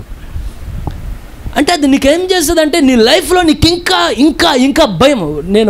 మనం అనుకుంటే క్యాలెండర్లో రిఫరెన్స్ ఉంది, ఇలా వెళ్తా ఉండగా ఏమనుంటుందంటే, నిత్యము భయముతో బతుకువాడు ధన్యుడు అని రాస్తుంటుంది. ఏ విధమైన భయం? దైవికమైన భయం. ప్రభువా నేను జీవించాలని కోరుతున్నానయ్యా, ఎక్కడ నా కాలు జారిపోకూడదని కోరుతున్నానయ్యా. ప్రతి విషయంలో శత్రుఘ్న మేషక అబేద్నెగోలు ఉన్నట్లుగానే ప్రతి దానిని మేము జయించుకొని నిలబడాలని కోరుతున్నామయ్యా. ఎవరైనా ఉన్నారా అండి? బ్యాటిల్ గ్రౌండ్ ఎక్కడ నీ మైండ్లో జరుగుతుంది, అది ఏదో ఒకటి ఆకర్షిస్తుంది, ఏదో ఒక అనుమానం. వాళ్ళు అంటున్నారు, మేమైతే భయపడమయ్యా. ఆ జనాంగానికి మాత్రమే అర్థమైద్దండి ఆ వేడేంటి అనేది. నువ్వు ఒక్క పాపంలో నువ్వు పడ్డా సరే నీకు ఆ హీట్ అనేది నీకు తగలదు. అంటే వాడంటాడు, ఆల్రెడీ మనకి నమస్కారం చేశారు వాళ్ళు, అందరినీ పెట్టట్లా. ఎందుకంటే సో కాల్డ్ ఇజ్రాయెల్గా పిలువబడే మంది లక్షల మంది ఉన్నారు, కానీ నిజమైన సంతానం 3 మాత్రమే ఉన్నారండి. ఈరోజు సో కాల్డ్ క్రిస్టియన్స్ చాలా మంది ఉండొచ్చు, క్రైస్తవులుగా పిలువబడే వాళ్ళు చాలా మంది ఉండొచ్చు, కానీ నిజమైన క్రైస్తవులు మాత్రం కొద్ది మంది మాత్రమే నిలబడతారు. నెబుకద్నెజర్ కళ్ళతో ముఖాముఖిగా చూసి వాళ్ళు అంటున్నారు, ఓ రాజా నువ్వు ఎంత విధమైన శోధన ఇచ్చినా సరే మా మట్టుకు మాత్రం మేము వెనుకడుగు అయ్యాలని కోరట్లే, పెంచండి 7 ఇంతలు. నువ్వు ఎప్పుడైతే దేవుడు నేను చెప్పేది మీకు అర్థమయ్యట్లేదు, దేవుడు దయచూపును కాక, నువ్వు నార్మల్ లైఫ్ జీవించు, నీకే ప్రాబ్లం ఉండదు, అందరికీ ప్రాబ్లం నీకు ఉంటుంది. కానీ ఎప్పుడైనా ఒక డెవోషనల్గా అంటే ఒక డెడికేషన్తో నువ్వు ఎప్పుడైతే దేవుని కోసం ముందు వెళ్ళాలని నువ్వు ఒక్కసారి అడుగు తీసిన ముందు పెడతావో, ఒక్క ఉదయాన్నే చేయి డెడికేషన్తో, ఆ రోజు దెయ్యాల పాతాల మొత్తం నీ ఎదురు నుంచోవడం నువ్వు గమనిస్తావు. కానీ ప్రాబ్లం నుంచోం కదా, అదే ప్రాబ్లం. అందుకే తెలియదు ఆ హీట్. ఎప్పుడు చల్లగా చల్లగా చల్లగా చల్లగా చల్లగా చల్లగా చల్లగా. కానీ ఒక్కసారి అసలు సంపూర్ణంగా భక్తితో ప్రవక్త అంటాడు, అసలు నీ ఆలోచన నీ హృదయం దేవుడితో ఏకమైపోతే అసలు శత్రువుకు నేను ఎక్కడ పడగట్టోలో తెలియనంత ఎత్తుగా నువ్వు జీవించవచ్చంట. ఇదే సాతాను యొక్క ఏదైనా ఎంతమంది జీవించాలని కోరుతున్నారు? ఒక్కసారి మీరు గమనించండి, మీరుగా నిజంగా అంటే దేవునితో ఏకమైపోయి అడుగు బయటకు పెడితే పాతాల మొత్తం ఓపెన్ అయి నుంచి ఉంటుంది మీ ముందు. కానీ పౌలు అంటున్నాడు, వాళ్ళు ఉన్నప్పుడు శత్రుఘ్న మేషక అబేద్నెగోలు, అయ్యా ఏదేమైనా ఆ మాట నాకు బాగా నచ్చింది, నువ్వు 7 ఇంతలు పెంచుతావో 10 ఇంతలు పెంచుతావో పెంచుకో, కానీ ఒకటి, మేము ఏ దేవుడిని అయితే సేవిస్తున్నామో, వాళ్ళు చెప్పింది అబ్రహాము దేవుడు అని చెప్పాలా, ఇస్సాకు దేవుడు, యాకోబు దేవుడు అని చెప్పారు.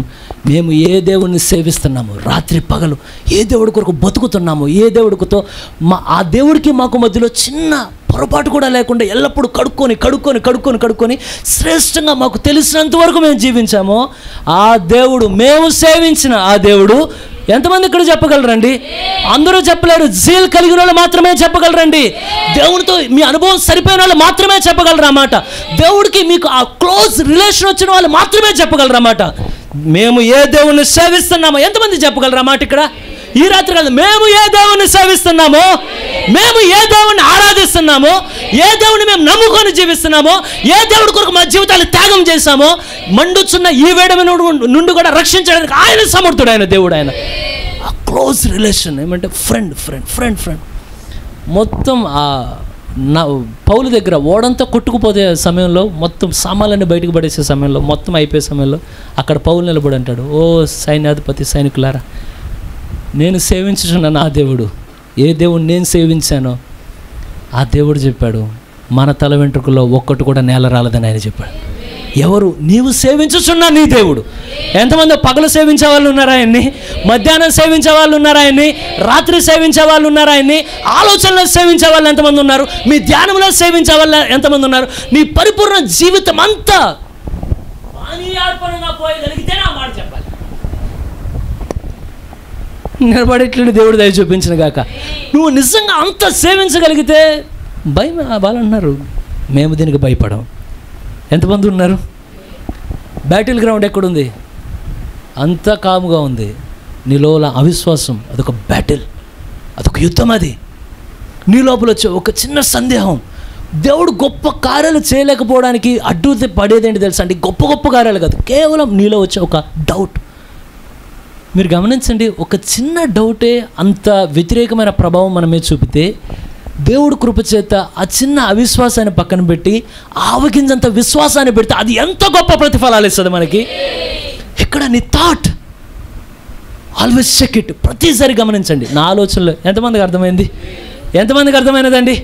వేటిని ఆలోచించాలి. ఏవి న్యాయమైనవో, ఏవి పవిత్రమైనవో, ఏవి సత్యమైనవో, ఎల్లప్పుడు వీటి మీద మీరు ఆశ ఉంచితే మనము చెప్పచ్చు, ఓ ప్రభు, మేము సేవించుచున్న దేవుడు ఈ స్థితిలో మమ్మల్ని వదిలిపెట్టాడు, కానీ పడిన స్థితిలో ఆయన మళ్ళా మమ్మల్ని తిరిగి లేవనెత్తి. ఎంతమంది ఉన్నారు ఈ స్థలంలో? దయచేసి లేచి నిలబడదామండి. అనుక్షణం నిన్నే, అనుక్షణం నిన్నే కొలుతును పరిశుద్ధుడా, అనుక్షణం నిన్నే కొలుతును పునరుద్ధానుడా, రోగినైన నాకై త్యాగమైనావే, రోగినైన నాకై త్యాగమైనావే. నువ్వు నిన్న నేడు నిరంతరం ఏకరీతిగా ఉన్న దేవుడు అయ్యా. నీ శక్తిలో ఏ విధమైన మార్పు లేదు నాయన. నువ్వు పునరుద్ధానుడిగా ఉండి తండ్రి, శిష్యుల ముందు నువ్వు నిలబడినప్పుడు ప్రభువా, ఎటువంటి బలము నీకుండినదో తండ్రి, దయచేసి నాయన అదే శక్తినైనా ఈ సమయం ముందు కూడా నువ్వు కలుగున్న దేవుడు అయిండున్నావు ప్రభువా.